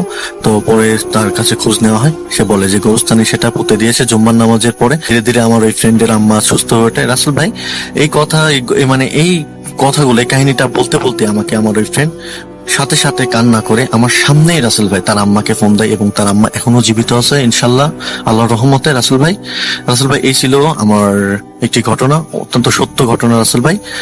আসসালামু আলাইকুম রাসেল ভাই, জাপানের ওসাকা শহর থেকে বলছি। তো আজকে আমি যে ঘটনাটি বলবো সেটি হচ্ছে মূলত একটি জাপানে, আমি যেখানে থাকি আমার বাসার একটু পাশে বলতে 20-25 মিনিটের সময় লাগে। তো ওই বাড়িটির ঘটনা। তো বাড়িটি বর্তমানে আপনার নাই, ওটা পুরো ধ্বংস করে দিয়েছে। ওখানে ওই বাড়িটার জায়গা এখন আর কিছুই নেই। তো ঘটনা যার কাছ থেকে কালেক্ট করা সেটা হচ্ছে, উনি হচ্ছে একজন ভারতীয় নাগরিক। উনি এখানে একটি আপনার ইন্ডিয়ান একটি রেস্টুরেন্ট, ওখানে আপনার কাজ করে। তো উনার কাছ থেকে ঘটনাটি কালেক্ট করা। তো সরাসরি আমি ঘটনায় চলে যাচ্ছি। তো যে বাড়িটির ঘটনা আমি বলছিলাম, সেই ঘটনাটি হচ্ছে ওই বাড়িটি হচ্ছে ওনাদের রেস্টুরেন্টের পাশেই। তো ঘটনাটি হচ্ছে আপনার 6 কি 7 বছর আগের ঘটনা। তো ওরা রেস্টুরেন্টটি ছিল আপনার ইন্ডিয়ান রেস্টুরেন্ট ছিল 3 তলায়। তো ওনারা থাকতো 2 তলায়, 3 জন ভারতীয় ছিল। তো মালিক ছিল জাপানিজ একটি মহিলা। তো সেক্ষেত্রে ওরা যখন ওদের অ্যাজ ইউজুয়াল ডিউটি 10টা বন্ধ ছিল, রাত্রে 10টা। তো খাওয়া দাওয়া শেষ করে ওরা 3 জনে আপনার 10টা পর্যন্ত কাজ শেষ করে খাওয়া দাওয়া করে ফ্রেশ ট্রেশ হয়ে ওরা যখন ঘুমানোর জন্য রেডি হয়েছিল এবং ঘুমিয়ে গিয়েছিল, মধ্যরাতের দিকে ওরা শব্দ পেল যে আপনার 2টা মেয়ে খুব ভালোভাবে বাঘ বিতণ্ডা করছিল পাশের বাড়ি থেকে। কিন্তু আসলে ওই বাড়িটি তখন থেকেই আপনার পরিত্যক্ত ছিল। তো ওখানে থাকার কোনো প্রশ্নই আসে না। তো ওরা যেহেতু জাপানে নতুন আসছে, ওরকম কিছু একটা জানতো না, বুঝতো না। বাড়িটা তখন থেকে সিলগালা করা ছিল, পুলিশি সিলগালা। এবং মোটামুটি পুরাতন জাপানিজ বাড়ি, আপনার ত্রিভুজ আকৃতির মতো উপরের অংশটি আপনার কেমন যেন অদ্ভুত দেখাতো বাড়িটি। তো আমি যখন আসছিলাম প্রথম, তখন দেখছিলাম বাড়িটি আপনার কেমন যেন অদ্ভুত একটি বাড়ি, জাপানিজ স্টাইলে কারুকার্য করা। আপনার মোটামুটি অনেক পুরাতন, 150 কি 200 বছর আগে একটি বাড়ি ছিল। তো ওখানে আপনার তো ওরা শুনলো যে কি 2টি মেয়ে এরকম ভালোই ভাগ বিতণ্ডা করছে। তো ওরা যেহেতু আমাদের বাংলাদেশ ভারতীয় মানুষের মতোই, তো ওরা বাবু খুবই ইন্টারেস্ট, ভাই কি হচ্ছে একটু গিয়ে দেখবো। তো ওরা জানালা খুলে দেখলো যে কই কেউ তো নাই। ওরা এতটুকু বুঝতে পারে না যে বাড়িটা তো আপনার সিলকালা করা, যে এখানে থাকার কেউ প্রশ্নই আসে না, এবং ওদেরকে ওরকম ভাবে কেউ কিছু বলেও না। তো ওরা ওই দিনকের মতো ওটা ওখানেই ক্লোজ। তো ওরা খাওয়া দাওয়া করে ঘুমটুম গেল। তো এখান থেকে ওদের রেস্টুরেন্ট গুলা, ওদের যে রেস্টুরেন্ট ছিল ইন্ডিয়ান, ওটা ছিল আপনার আবার ওদের শাখার মতো ওদের অন্যান্য এরিয়াতে আরো 2-3টা রেস্টুরেন্ট ছিল। তো একজনকে আপনার ওখানে ট্রান্সফার করে দেয়, কারণ হচ্ছে যেহেতু ওরকম ব্যস্ত ছিল না, সেক্ষেত্রে একজনকে অন্য দোকানে ট্রান্সফার করে আর আরেকজনকে আপনার ছুটিতে মানে নিজে বা ইন্ডিয়াতে চলে যায়। তো যেহেতু একজন হয়ে যায় ওখানে, একজনই, তো সে একাই থাকতো। তা এরকম আরো কিছুদিন পরে, প্রায় 2 কি 3 সপ্তাহ পরে এরকম একদিন সে দেখলো যে ভালোই আপনার এটাকে কি বলে না, শব্দ হচ্ছে সেম। তো সে কি করলো যে আজকে গিয়ে দেখবো। তো ও কি করলো, বাড়ির সামনে দিয়ে না ঢুকে রেস্টুরেন্টের পিছন দিয়ে, ওই বাড়ির পেছন দিয়ে গিয়ে বাড়ির ভিতরে ঢুকলো, এবং হাতে একটি টর্চ লাইট ছিল। সে ঢুকে দেখলো আসলে ওই বাড়িটি যেহেতু পরিত্যক্ত, ওখানে আলো, ভিতরে আলো বা বাইরে কোনো আলোই ছিল না। বাইরে ওদের রেস্টুরেন্টের এরিয়া থেকে যে লাইটটা লাগানো ছিল, ওখান থেকে হয়তো একটা আলোতে বাড়ির বাইরের অংশটা দেখা যায়, কিছুটা দেখা যায়। যেমন কি আপনি হয়তোবা দূর থেকে দেখবেন যে ওখানে একটা কিছু একটা আছে, কিন্তু কি আছে সেটা এক্স্যাক্টলি আপনি বলতে পারবেন না, কাছে গেলে তারপরে বোঝা যায় যে ওটা আসলে কি। ওইরকম একটা আলো ছিল। তো সে ওই আলোতে দেখলো যে বাড়ির 2 তলাতে, ওই বাড়িটি ছিল 2 তলা, 2 তলাতে একটি মেয়ে আপনার বসে আছে সে, এবং ভিতরের একটা লাইট ওই মেয়েটির শরীরের উপরে পড়ে সেটা গ্লাস দিয়ে বাহিরে এসে পড়ছে তার ছায়াটা। কিন্তু এটা ইম্পসিবল ছিল, কারণ যেহেতু বাড়িতে কোনো লাইট ছিল না। তো সে, তার মাথায় ওরকম সেন্স ছিল না যে ঘরের ভিতরে তো লাইট নাই, ওটা কোথেকে আসে, এবং সেটাও জানে না যে বাড়িটা পড়ে থাকতে পারে। তো সে দেখলো যে উপরে যেহেতু মানুষ আছে তো ডিস্টার্ব করার কোন দরকার না, কারণ জাপানিজরা ওরকম জিনিসটা ওরা বিরক্ত হয় যে কেউ তাদেরকে গিয়ে কথা। তো সে দেখলো যে মানুষ তো আছে, আজ যাই হোক থাক, আমি চলে যাই। তো সে কি করলো, চলে আসলো। পরের দিন সেম আবার ঘটনা ঘটে। তো সে আবার পেছন দিয়ে গেল যে আজকে আমি গিয়ে জিজ্ঞেস করবো, আমি ঘুমাইতে পারি না, এটা কেমন কথা। তো সে কি বললো, রাসেল ভাই লাইটটা নিয়ে গেল, গিয়ে দেখলো সেম ওখানে একটি মেয়ে দেখা যায়। সে ভাবলো না, আজকে ভিতরে গিয়ে কথা বলি। তো জাপানে একটা সিস্টেম হচ্ছে কি, আপনি ঢোকার আগে 2টা নক করতে হবে, খুব আস্তে আস্তে নক করে তারপরে জাপানে গেটিং আছে ওটা দিয়ে আপনি ভিতরে ঢুকবেন। তো ও ওরকম নর্মালি খুব আলতো ভাবে, রাসেল ভাই সে যেটা বললো যে খুব আলতো ভাবে মানে আপনার নক করলো, প্রথম নক করার সাথে সাথে কেন যেন দরজাটা আলতো করে খুলে গেল। তো সে ভাবলো হয়তো বা দরজাটা খোলা। তো সে উঠলো, উঠে আপনার দেখলো যে মোটামুটি ভালোই আলো আসছে, কিন্তু কোথা থেকে আলো আসছে ও এটা খেয়াল করে নাই। তো দেখলো যে পরিপাটি একটি বাড়ি, বাসা, ভিতরে খুব সুন্দর পরিপাটি, পরিষ্কার, আপনার সবকিছু ঠিকঠাক মতো জাপানিজ বাড়ি যেমন, ওটা আপনার খুবই সুন্দর আপনার পরিপাটি করা ছিল, ফার্নিচার থেকে শুরু করে সবকিছুই। তো সে কি করলো, আপনার 2তলা ওঠার মতো সিঁড়ি আছে, হাতের ডান পাশ দিয়ে উঠলেই সোজা। তো ওখান দিয়ে সে আস্তে আস্তে উপরে উঠছে। উঠে দেখলো যে আপনার মোটামুটি উপরে লাইটটা একটু কম, লাইটিংটা একটু কম, সেক্ষেত্রে আশেপাশের জিনিসগুলো একটু ওরকম অস্পষ্ট ভাবে দেখা যাচ্ছিল।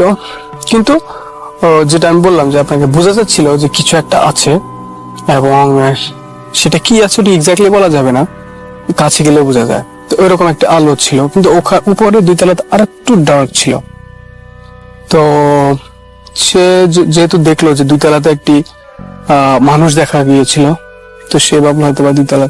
তো সে যখন উঠলো, উঠে আপনার হাতের বাম পাশ দিয়ে রুম। তো ওখানে রুম বলতে কি, প্রথমটা হচ্ছে 2তলায় উঠলেই মুখের সামনে যে রুমটা সেটা হচ্ছে ওদের এটা কি বলে না, ডাইনিং স্পেসের মতো খাওয়া দাওয়া করে। এর পরেরটা হচ্ছে ওদের বেডরুম বা অনেকে থাকে ওখানে, হচ্ছে ওদের খাট টাট বেড টেড থাকে ওখানে। কিন্তু প্রথম রুম হচ্ছে আপনার ডাইনিং রুম, যেখানে ওদের খাওয়া দাওয়া করে। তো ও দেখলো যে উল্টা, মানে ওই বাসাটাতে উল্টা, ভিতরেরটা তো হচ্ছে আপনার ডাইনিং স্পেস আর সামনে হচ্ছে বেডরুম।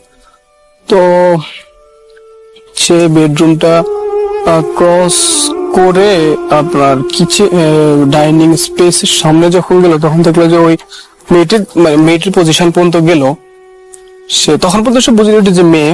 তো ওখান পজিশন পর্যন্ত গেল, যাওয়ার পরে সে জাপানিজ গেটিং দিল, দিয়ে তখন বলল যে এই তো আমাদের একটু সমস্যা হচ্ছে, আমরা আপনার বাড়ির পাশেই থাকি। তো তো মেয়েটি তখন তার দিকে ফিরলো। আসলে ফেরার পরে সে যা দেখলো খুবই মারাত্মক একটি অবস্থা ছিল। সে যেভাবে বললো যে আমি দেখলাম যে একটি মেয়ে আপনার জাপানিজদের মতো চুল, নাক থেকে কপাল পর্যন্ত আপনার চুল দিয়ে ঢাকা, আর নিচের অংশ মুখের ওই গোল অংশটি দেখা যাচ্ছে, এবং ওই মেয়েটির আপনার জিভাটা পুরো গলা পর্যন্ত, বুক পর্যন্ত নেমে আসে, এবং সেই জিভাটা ছিল মারাত্মক লাল, মনে হচ্ছে যেন আগুন জ্বলছে তার জিভার মধ্যে। সে ওই সিনারিটা দেখে রাসেল ভাই মারাত্মক ভয় পায়, এবং সে পিছন থেকে যখন দৌড় দিল, তখন সে ওই যে আপনার খাটের সাথে বাড়ি খেলো, এবং বাড়ি খাওয়ার পরে সে মানে আপনার পা চেঁচা যখন সিঁড়ি দিয়ে নামছিল, তখন ওই রাসেল ভাই সে যখন উঠছিল তখন কিন্তু খুব ভালোভাবে সুন্দরভাবে উঠছিল, কিন্তু যখন নামছিল তখন সিঁড়িতে যখন সে পা দিল, পা দেওয়ার সাথে সাথে দেখলো যে প্রচন্ড পিচ্ছিল। সে ওখানে পা পিছলে পড়ে রাসেল ভাই উপর থেকে নিচে সে গড়ায় পড়ে, এবং মারাত্মক তার আপনার কোমরে প্রচন্ড ব্যথা পায়, এবং হাতে পায়ে প্রচন্ড ব্যথা পায় এবং সে খুব জোরে একটা চিৎকার করে। তো লাকিলি ছিল সে ওখানে চিৎকার করার পরে পাশ দিয়ে আপনার পুলিশ যাচ্ছিল, আপনার জাপানিজ পুলিশরা সাইকেলে করে আসা যায়, বেশি ঘোরাফেরা করে সাইকেল 2-3 জন একসাথে। তো সাইকেলে করে দিয়ে যখন ঘরে, তখন ওর চিৎকারটা শুনে ওরা আসে। আসার পর আসলে ইন্টারেস্টিং ঘটনা হচ্ছে এখানে, ও তো তখনই সেন্সলেস হয়ে গিয়েছিল চিৎকার দেওয়ার পরে। তো যখন হসপিটালে নেওয়া হয় এবং আপনার সুস্থ হয়, তখন ওকে যখন জিজ্ঞেস করা হয় যে তুমি ওখানে ভিতরে কিভাবে ঢুকলে, কারণ হচ্ছে কি, কারণ পুলিশ ওই পিছনের দরজা দিয়ে ঢুকেছিল এবং দরজাটা ভেঙে ভিতরে ঢুকেছিল আসলে। কিন্তু ওকে প্রশ্ন করছিল তুমি কিভাবে কোনো কিছু না ইয়ে করে ভিতরে, তোমার কাছে কি চাবি ছিল? কারণ ওর তো ইম্পসিবল তার কাছে চাবিটা থাকা। তো ও তখন বললো যে আমি তো 2টা টোক দিলাম, একটা টোক দেওয়ার পরে দরজাটা খুলে গেল। বললো তো ইম্পসিবল, আমরা দরজা ভেঙে ঢুকেছিলাম ভিতরে। আসলে সে মারাত্মক ভয় পায় এবং ওখান থেকে সে আপনার চাকরি ছেড়ে দেওয়ার সিদ্ধান্ত নেয়, কিন্তু পরে নিতে, কারণ তার ওরকম স্কোপ ছিল না, কারণ কোনোভাবে তার এখানে সেটেল হওয়াটা, কারণ যেহেতু নতুন আসছিল সে, তো চাকরি ছাড়া ধরা একটা ঝামেলা, তার ওরকম ভাষা বুঝতে পারতো না, ওখানে ওরকম সিস্টেম বুঝতো না, যার কারণে সে আপাতত ওখানে থাকে। এবং সে অনেকদিন পরে আপনার ওইরকম জাপানিজ বলতে পারতো না, যখন সে আসলে জাপানিজ বুঝতে পেরেছিল, তখন ওই তার ওনারকে জিজ্ঞেস করেছিল যে আসলে এই বাড়িটার সমস্যাটা কোথায়। তো তখন ওই মহিলাটি বলে যে এই বাড়িটাতে অনেক আগে আপনার 2টা মেয়ে থাকতো, 2টা বান্ধবী ফ্রেন্ডস থাকতো, ওরা 2জনই। তো উপরে যে মেয়েটি থাকতো সেই মেয়েটি হচ্ছে আপনার এর বাড়ি ছিল না ওটা, সে আসছিল তার ফ্রেন্ডস এর সাথে। তো 2 তলার যে মেয়েটি, ও মূলত হচ্ছে যখন 18 বছর হয় তখন সে মা বাবাদেরকে, মোটামুটি এটা জাপানের নিয়ম, ওরা আলাদা থাকে। তো ভার্সিটিতে অ্যাডমিশন নেয়, নিজে একটা পার্ট টাইম জব করে, মোটামুটি নিজে যখন সেলফ ডিপেন্ডেন্ট, তখন সে আলাদা থাকার চিন্তা ভাবনা করে। এটা জাপানে হয়, এটা সবারই ক্ষেত্রে, যখন ছেলে মেয়ে আপনার অ্যাডাল্টস হয়। তো ওই মেয়েটি তার ফ্রেন্ডস সাথে যোগাযোগ করে, ভার্সিটিতে তার পরিচয় হয়। তো নিস্তালা তার ফ্রেন্ডটি তাকে বলে যে আমার বাড়ি আছে, আমি একা থাকি, তুই থাকলে আমার সাথে থাকতে পারিস। তো মেয়েটিও ওর সাথে আসে, এসে 2জন মিলে একসাথে থাকতো। তো একটা সময় কি হলো, ওরা ভার্সিটি শেষ করে চাকরিতে জয়েন করলো। ওখান থেকে ওদের ট্রেনিং ছিল 3 মাস, ট্রেনিং শেষ করে পার্মানেন্ট জব যখন হয়ে যায়, তখন ওদেরকে একজন ডিল করতো সিনিয়র। তো ওরা 2জনই আনফরচুনেটলি 2জনই ওই ছেলেটাকে ভালোবাসতো। তো কিন্তু ছেলেটি বুঝতো না বিষয়টা, ওই 2জনই বুঝতো, কারণ 2জনই তো এক বাসায় থাকতো, কি করছে না করছে 2জনে একসাথে করতো, যার কারণে ওরা বুঝছিল তাদের মধ্যে যে একটা সমস্যা হতে পারে, যে 2জনই একজনকে ভালোবাসে। তো একটা সময় ওদের ভিতরে প্রচন্ড রাগারাগি, কথা কাটাকাটি হয়, বাসার ভিতরে বাহিরেও হয়, কিন্তু ছেলেটাকে কিছুই জানায় নাই তারা। তো একটা সময় কি হয়, ওরা মোটামুটি ডিসিশন নিয়ে নেয় আপনার মানে ওকে থাকতে দিবে না, ওই মেয়েটাকে, ওই ফ্রেন্ডসটাকে 2 তলায় থাকতো, যে ওকে থাকতে দিবে না এবং ওকে প্রচন্ড অপমান করে। তো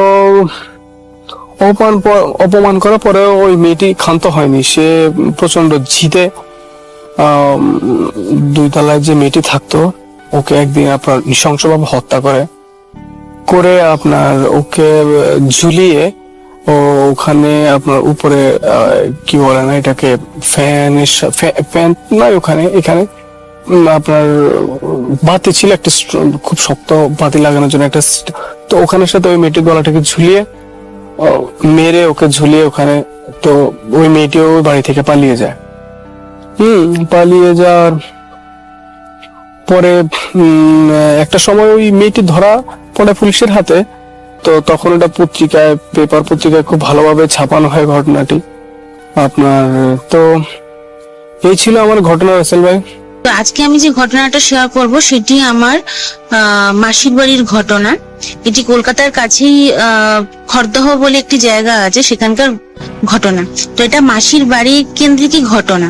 তো আমি ঘটনায় চলে যাচ্ছি। আমার মাসির বাড়ি তো বললামই কলকাতার কাছেই আর কি, ওদের নিজেদেরই বাড়ি। তো সেখানেই আর কি ঘটনার সূত্রপাত আর কি। তো আমার মাসির যে ভাসুর রয়েছে, তো সেই ভাসুরের এক ছেলে একটু মেন্টালি চ্যালেঞ্জড, অর্থাৎ একটু অ্যাবনর্মাল টাইপ আপনি বলতে পারেন আর কি, একটু নর্মাল ছিল না মোট কথা। তো ও কি করতো, ও প্রায় কি করতো মানে বাড়ি ছেড়ে চলে যেত, অনেকদিন আসতো না, ফিরতো না। তো এটা একটা ইউজ টু ব্যাপার হয়ে গেছিল। তো হঠাৎ কি হলো, ওদের বাড়ির লোকজনরা দেখলো যে 10-12 দিন হয়ে গেছে ছেলেটি ফিরছে না। তো সবাই জন্য খুব চিন্তিত হয়ে গেল যে কি হলো ব্যাপারটা, কেন এখনো ফিরছে না, এরকম একটা ব্যাপার।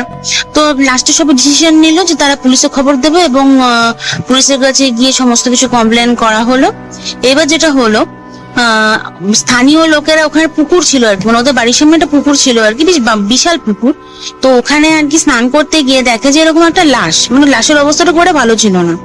তো অবভিয়াসলি পুলিশকে খবর দেওয়া হলো এবং পুলিশ আসলো। পুলিশ এসে শনাক্তকরণের জন্য সমস্ত যেগুলো মিসিং ডায়েরি ছিল, যারা যারা করেছিল এরকম ডাকা হলো। তো সেখান থেকে এরকম আমার মাসিদের ফ্যামিলি সবাই গেল, তার ভাসুর যা সমস্ত এরা গেল।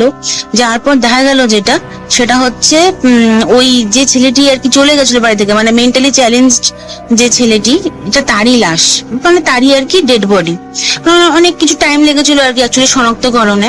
তো তারপরে অবভিয়াসলি আমার মাসির বাড়িতে অবস্থাটা খুব একটা ভালো ছিল না, বিকজ সবাই কান্নাকাটি করছিল, মানে যতই হোক, হ্যাঁ, তো ওই বাড়িরই ছেলে। তো এরকম একটা সিচুয়েশন চলে আসলো। এইবারে কি হলো, এই ঘটনাটার পর 2 দিন পর থেকে আর কি অ্যাকচুয়ালি ভৌতিক বা অলৌকিক যাই ঘটনা বলেন না কেন, যাই তো সেগুলো আর কি মানে স্টার্ট হয়ে গেল। এবার প্রথমে যেটা হলো সেটা হচ্ছে যে আমার বোনের সঙ্গে কিছু ঘটনা ঘটেছিল, তাদের কাজিন যেগুলো যারা আছে আর কি, মানে আমার মাসির যে ভাসুরের ছেলে মেয়ে ছিল আর কি, তাদের সঙ্গে প্রচুর আর কি ঘটনা ঘটেছে এবং আমার মাসি মিশোর সঙ্গে প্রচুর ঘটনা ঘটেছে। তো এবার ঘটনাগুলো আমি এক এক করে বলছি। তো আমার মাসি একদিন ছাদে উঠেছিল, ছাদে উঠে কাপড় শুকাতে দিয়েছিল, একদম ভিজে কাপড় একদম। তো হঠাৎ পেছন ফিরে দেখে যে একা একাই মানে কাপড়গুলোর মধ্যে আগুন ধরে যায় এবং দাও দাও করে জ্বলতে থাকে। এবার এর কোনো রিজন পাচ্ছিল না, তো ওরা নিজেদের মধ্যে একটা রিজন দিল যে আমার মেশো হয়তো সিগারেট খাচ্ছিল, সেখান থেকে হয়তো ভেজা কাপড়ে আগুন ধরে গেছে, এরকম একটা ওরা নিজেদের মতো বানিয়ে নিল। অ্যাকচুয়ালি যেটা হয় না, মানে ভিজে কাপড় কি করে আগুন ধরে আমি জানি না। তো আমরা যখন শুনছিলাম ঘটনাটা, তখন আমাদের রিয়াকশনটা এরকম হয়েছিল যে ভিজে কাপড়ে কি করে আগুন ধরে, তো আবার দাও দাও করে জ্বলছে, যেন আমার এমন একটা ভাব ওর মধ্যে কেরোসিন ছিল। তো জল না আর কি, জল না মানে কেরোসিন ছিল আর কি ওই কাপড়গুলোর মধ্যে। তো এটা একটা সত্যি মানে মানে অদ্ভুত ব্যাপার, এটা অসম্ভব ব্যাপার। তারপরে যেটা হলো আর কি, আমার মেশো ওই 7টা-8টা নাগাদ অফিস থেকে ফেরার সময় ওদের বাড়ির সামনে প্রচুর গাছ ছিল, মানে আম গাছ, কাঁঠাল গাছ, এগুলো সব ছিল আর কি। তো ও নিচ দিয়ে আসছে, আসার সময় দেখতে পাচ্ছি আম গাছের ডালের মধ্যে কে যেন ঝুলছে। ওটাকে ভালো করে দেখার জন্য সামনে গেছে, সামনে যাওয়ার পর দেখছে যে এরকম গেরুয়া রঙের পোশাক পরা একজন, এবং সে মানে তার মানে মাথা পাতা কিছু দেখা যাচ্ছে না, কিন্তু পা দেখা যাচ্ছে শুধু, সে ঝুলছে আর কি, মানে ঝুলছে মানে এটা কি, মানে দুলছে আর কি, গাছের ডালে বসে দুলছে। তো এই ঘটনা দেখার পর আমার মিশো ওখানে দাঁড়িয়ে থাকার সাহস হলো না। আর চাঁদের আলো মোটামুটি ভালোই ছিল, পূর্ণিমা ছিল সেদিনকে, আর ওদের বাড়ির সামনে যে গেটটা ছিল সেখানেও আলো থাকতো, সুতরাং না দেখার কোনো ব্যাপার নেই। তো মোটামুটি এই হচ্ছে ঘটনা। তারপর বাড়িতে এসে চেপে গেছিল ব্যাপারটা, বলেনি কাউকে। এরপরে যে ব্যাপারটা হলো সেটা হচ্ছে যে আমার কাজিনদের সাথে হলো। তো কাজিনদের ব্যাপারটা কি হয়েছিল, ওরা সবাই মিলে, যেসব ভাই বোনরা রয়েছে, ওরা বসে ওই ঠিক সিঁড়িতে ওঠার যে মানে কি বলবো, ছাদে যে সিঁড়ি থাকে আর কি, ছাদে ওঠার যে সিঁড়ি, ঠিক ওইখানটায় বসে বসে আর কি সবাই গল্প করছিল। তো হঠাৎ ওরা দেখছে বা অনুভব করছে যে মানে একজন কেউ মানে দৌড়ে ওপর থেকে নিচে আসছে, আবার নিচ থেকে ওপরে যাচ্ছে, সে দুমদাম আওয়াজ, কিন্তু ওরা কিছু দেখতে পাচ্ছে না, কিন্তু আওয়াজটা অনুভব করতে পারছে। এবং তার পাশ কাটিয়ে মানে ওরা যেখানে বসে আছে ঠিক তার পাশেই মানে এই যে এই মানে হালচাল গুলো হচ্ছে, মানে একবার উপরে যাচ্ছে দৌড়ে, একবার নিচে আসছে, মানে এই অবস্থা। তারপরে যেটা হলো সেটা, ওরা তো খুব ভয় পেয়ে গেল, কাউকে দেখতে পাচ্ছে না, এদিকে বিভৎস আওয়াজ, দুমদাম দুবদাব আওয়াজ হচ্ছে। তারপর ওরা নিচে গিয়ে ব্যাপারটা সবাইকে বললো, তো ওরা খুব একটা পাত্তা দিল না। তারপরে যেটা হলো সেটা হচ্ছে যে যে ছেলেটি মারা গেছিল তার মায়ের ঘটনা। তো তিনি আর কি মানে বসে বিশ্রাম করছিলেন বারান্দায় বিশ্রাম করতে করতে হঠাৎ করে দেখছে যে ওনার পাশে একটা মাদুর বিছানো ছিল। দেখছে দুটো মানে কাটা হাত আর কি, কালো রঙের, মানে কবজি অব্দি দেখা যাচ্ছে আর কি হাতটা, বর্ণনাটা এরকম। সে মাদুর গোটাচ্ছে এবং সেটা বিভৎস, আর কোনো বডি পার্ট নেই, নাথিং। তো এইটা দেখে আর কি প্রচন্ড মানে ভয় পেয়ে যায় এবং সেটা উনি অজ্ঞান হয়ে যায়, চিৎকার করে, স্বাভাবিক ব্যাপার সেটা। তো সবাই আসে, এসে ওনাকে জল টল দেওয়া হয়, ঠিকঠাক করা হয়। তারপর মানে উনি ব্যাপারটা সবার সঙ্গে শেয়ার করেন যে আমি এই দেখেছি। আচ্ছা, তারপরে হচ্ছে ওদের বাড়িতে র্যান্ডাম কিছু তারপর থেকে ঘটনা ঘটা শুরু করলো। কিরকম? যেরকম মানে হয়তো রাত্রিবেলা ওরা শুয়ে রয়েছে, রান্নাঘর থেকে বাসন পড়ার আওয়াজ আসছে, দুমদাম সব বাসন পড়ে গেল একা একাই। না তো কোনো হাওয়া, না তো কিচ্ছু না, একদম পুরো আর কি কোনো হাওয়া আসার জায়গাই নেই, বাতাস আসার কোনো জায়গাই নেই। তো এরকম একটা চলতে থাকলো। তো ওরা তো কোনো কারণ খুঁজে পাচ্ছে না যে এটা কেন হচ্ছে। হঠাৎ রাত্রিবেলা 3টের সময় কে যেন মশলা বাড়ছে, কেন রান্না করছে রান্নাঘরে, এটা তো অসম্ভব ব্যাপার। তো এইসব সব ঘটনা ঘটতে থাকে। আরেকটা যেটা ব্যাপার ঘটতো, ওরা যখন রাত্রিবেলা শুতো তো খাটটাকে কি যেন নাড়াতো এবং খাটটাকে ঘরের এক প্রান্ত থেকে আরেক প্রান্তে নিয়ে যেত। ওদের ঘরগুলো বেশ বড় বড় ছিল, যেহেতু আগেকার দিনের বাড়ি, বাসাটা খুব সুন্দর ছিল আর কি, মানে বেশ বড় এবং অনেকটা এরিয়া জুড়ে, এবং ঘরগুলো বিশাল বড় বড়। তো খাটটাকে এই প্রান্ত থেকে ওই প্রান্তে ঘরের কি যেন নিয়ে যাচ্ছে এবং এটা ওরা অনুভব করছে কিন্তু কাউকে দেখছে না। তো এরপরে যেটা হলো আর কি, ওরা বুঝতে পারলো যে এটা অলৌকিক ছাড়া আর কিছুই মানে মানে এটা হতে পারে না। তো ওরা ব্যাপারটা কি, ওরা আধুনিক মানে কি বলবো, আধুনিক মানসিকতার মানুষ, ওরা অতটা মানে এসব ভূত বিশ্বাস করে না, ওদের একটু বিশ্বাস করতে কষ্টই হচ্ছিল। আর এই ঘটনাটা হচ্ছে আপনার মোটামুটি ওই 1999-এর দিকে, তখন আমি ক্লাস 7-8-এ পড়ি, 7 বা 8-এ পড়ি। তো ওই সময়কার ঘটনা বুঝতেই পারছেন, যতটুকু মনে আছে আমি আর কি বলার চেষ্টা করছি। সো হ্যাঁ, তারপরে যেটা হলো সেটা হচ্ছে যে ওদের এই ঘটনাটা হওয়ার পরে যে ঘটনাটা ও মানে আমার কাজিনের সাথে হয়েছিল, তারপরে আর কি ওরা সিদ্ধান্ত নিল যে কিছু একটা করতে হবে। এবার সেই ঘটনাটা আমি বলছি। তো আমার বোন ঘরে আর কি বসে পড়াশোনা করছিল ও নিজের রুমেই। তো হঠাৎ জল খাওয়ার প্রয়োজন হয়েছিল এবং জল পিপাসা পেয়েছে, এবার রান্নাঘরে যেতে হবে। তো ও মোটামুটি রান্নাঘরে কাউকে দেখছে না যে জল আনতে বলবে, এরকম কাউকে দেখছে না সামনে। তো ও নিজেই গেছে আর কি। নিজে যাওয়ার পরে এবার দেখছে যে রান্নাঘরের সামনে একটা বিশাল দেহ, আর মাথাটা যে কোথায় গিয়ে থেকেছে কেউ জানে না। ও তো সময় দেখে যাচ্ছে যে কি, আর ওদের যে কড়িবর্গার ছাদ ছিল, আগেকার দিনে যে কড়িবর্গার ছাদ থাকতো, হ্যাঁ, কাঠের আর কি, মানে সিলিং টিলিং এভাবে থাকতো, বিশাল বড়, প্রায় 10 ফিট আর কি ছাদের উচ্চতা আর কি থাকতো। তো এরকম আর কি মানে লোকটার হাইট, এটা তো অসম্ভব, এটা কোনো মানুষের হতে পারে না। এবং তার গায়ের রংটা কালো ছিল এবং কদাকার দেখতে ছিল। তো এইটা হচ্ছে ব্যাপার। যখন ঘটলো আর ওই মানে মূর্তিটা দাঁড়িয়ে ছিল ফার্স্টে, এবার দুজনের চোখ আর কি মানে ওর দিকে তাকিয়ে আছে, এও এর দিকে তাকিয়ে আছে, মানে আমার কাজিন ওই মূর্তিটার দিকে তাকিয়ে আছে, আবার ওই কদাকার চেহারাটাও তাকিয়ে আছে। এইবারে ওই মূর্তিটা হাত তুলে আমার বোনকে ইশারা করে বলছে, ইশারা করে মানে হাতটা তুলে বলছে যে এই ঘরে যা। আর সেই আওয়াজটা ছিল ভয়ঙ্কর এবং মানে ভয়াবহ, মানে ভীষণই ইয়ে। তো এটা আর কি শুনে এবং ওই ভয়ঙ্কর মানে ওই মূর্তিকে দেখে আমার বোন আর ঠিক থাকতে পারলো না। তো সে আর কি একদম পুরো অজ্ঞান হয়ে গেল এবং তারপরে ওকে তো ডক্টর দেখিয়ে ঠিক করা হলো, কিন্তু তারপরে ও খুব ভয় পেত, ও ঠিকমতো ঘুমাতে পারতো না এবং বিভিন্ন রকম ওর সঙ্গে অনেক ঘটনা ঘটেছে, সেগুলো সবকিছু আমাদের বলেনি, অনেক কিছু চেপে গেছিল। তার কারণ হচ্ছে আমার মাসির বক্তব্য ছিল যে যখনই কোনো ঘটনা নাকি কারোর সাথে শেয়ার করতো, এসব অলৌকিক ব্যাপার মানে ওদের বাড়িতে যে ঘটনাগুলো ঘটে যাচ্ছে, তখন নাকি ওই উপদ্রব গুলো নাকি বেশি করে বেড়ে যেত।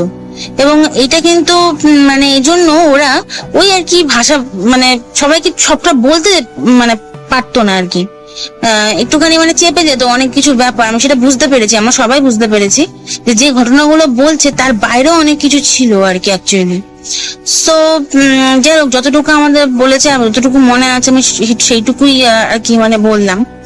তো এই ঘটনার পর যে মানে আমার বোন যে এইভাবে অসুস্থ হয়ে গেল এবং যে দৃশ্য দেখলো, এই ঘটনার পরেই কিন্তু তারা ঠিক করলো যে না, এবার একটা ব্যবস্থা করতে হবে।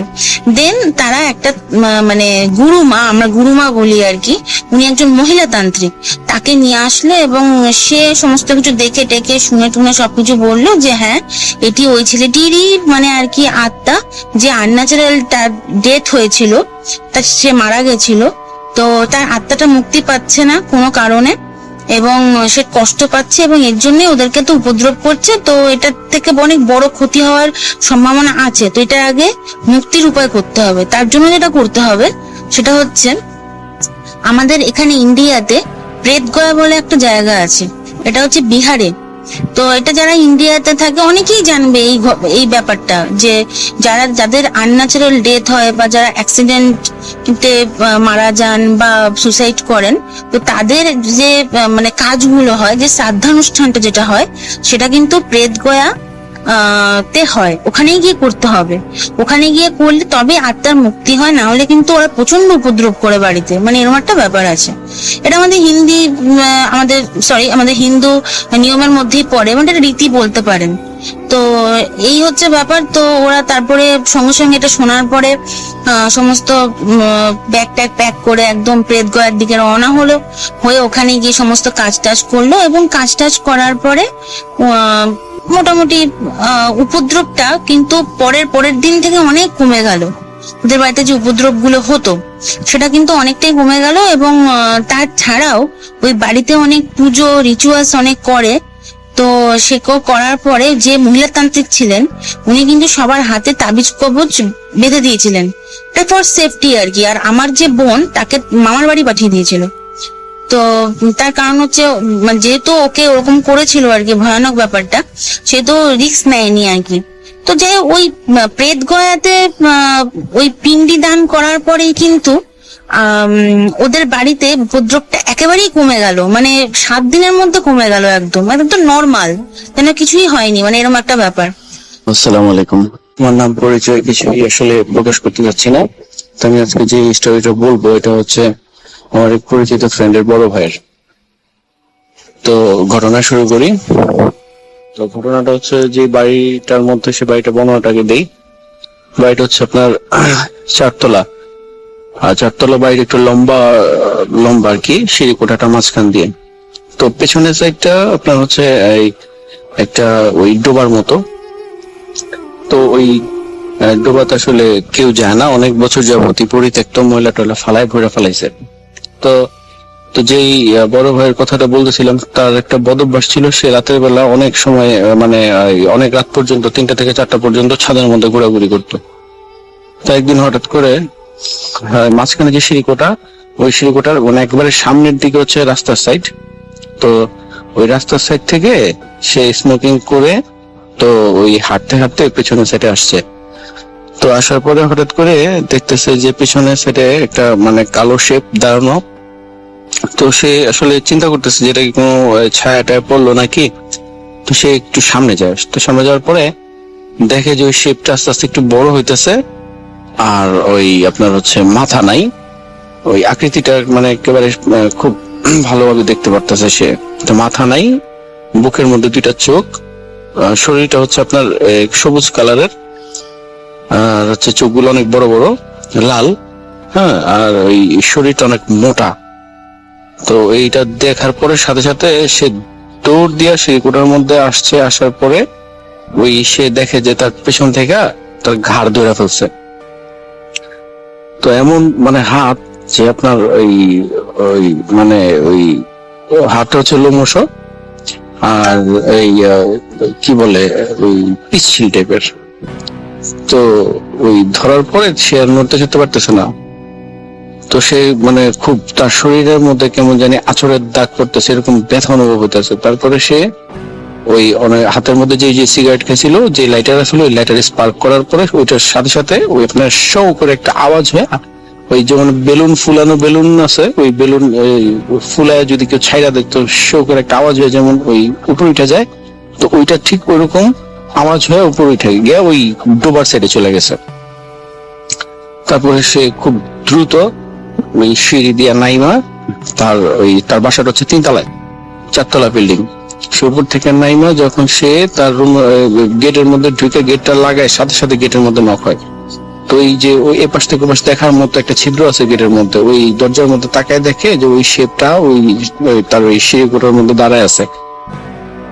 তো সিঁড়িগুলোর মধ্যে লাইট ছিল না, নিচতলার থেকে আলো আইসা একটু মানে বুঝে যেতেছে যে ওইটা দাঁড়ানো আছে, দরজা নক করতেছে।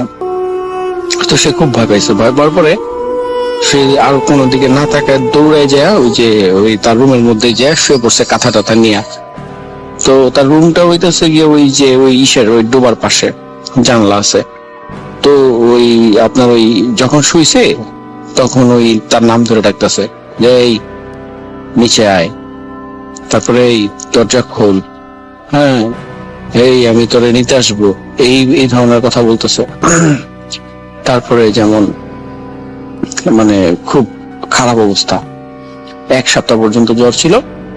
তারপরে সে হুজুর দেখানো হয়, ডাক্তার দেখানো, ওষুধ খাওয়ার পরেও ভালো হয় না। তারপরে কবিরাজের কাছে নিয়ে যাওয়া, হুজুরের কাছে নিয়ে যাওয়া হয়। তো হুজুর আর কি বিষয়টা শোনার পরে বলে যে ওই ছাদের মধ্যে তাকে রাত্রিবেলা যেতে নিষেধ করছে, কারণ ওই ছাদের মধ্যে যে জিনিসটা চলাফেরা করে সেটা প্রায় আপনার ওই 300 বছর বয়স ধরে এটা এই জায়গায় দেখা যাবে। এটা রাস্তা, হ্যাঁ এটা ডোবাইতে থাকে আর কি, ডোবাটাতে থাকে, অনেক পুরানো ডোবাটার মধ্যে থেকে ওইখান দিয়ে অনেক দূরে যায়। তো এই রাস্তার মধ্যে মধ্যরাত্রের বেলা ওই রাস্তার মধ্যে পড়ে গেছিল। তোর কপালটা ভালো ছিল যে ওই ওনার কাছে ওই যে ওই লাইটারটা ছিল, না হলে ওনারে ওই শেষ করে ফেলতো ওই দিনই। তো উনি এরপরে থেকে আর ওই যায় না, ওই ছাদের উপরে যায় না। তো প্রায় সময়তেই আপনার হচ্ছে ওই যে ডোবা থেকে রাত্রেবেলা ঘুমানোর পরে এই দেখে মানে ওই শব্দটা শুনে, ওই যে তুই কাজটা ভালো করিসনি, তোকে যদি আমি আবার পাই তাহলে তোকে আমি একদম মাটির মধ্যে কেড়ে ফেলবো, এই ধরনের কথাটা বলে। তারপরেও মাঝে মাঝে আর কি ভয় টয় পায়। তো এই ছিল আমার ঘটনা, ভালো লাগলে শেয়ার করবেন, ধন্যবাদ।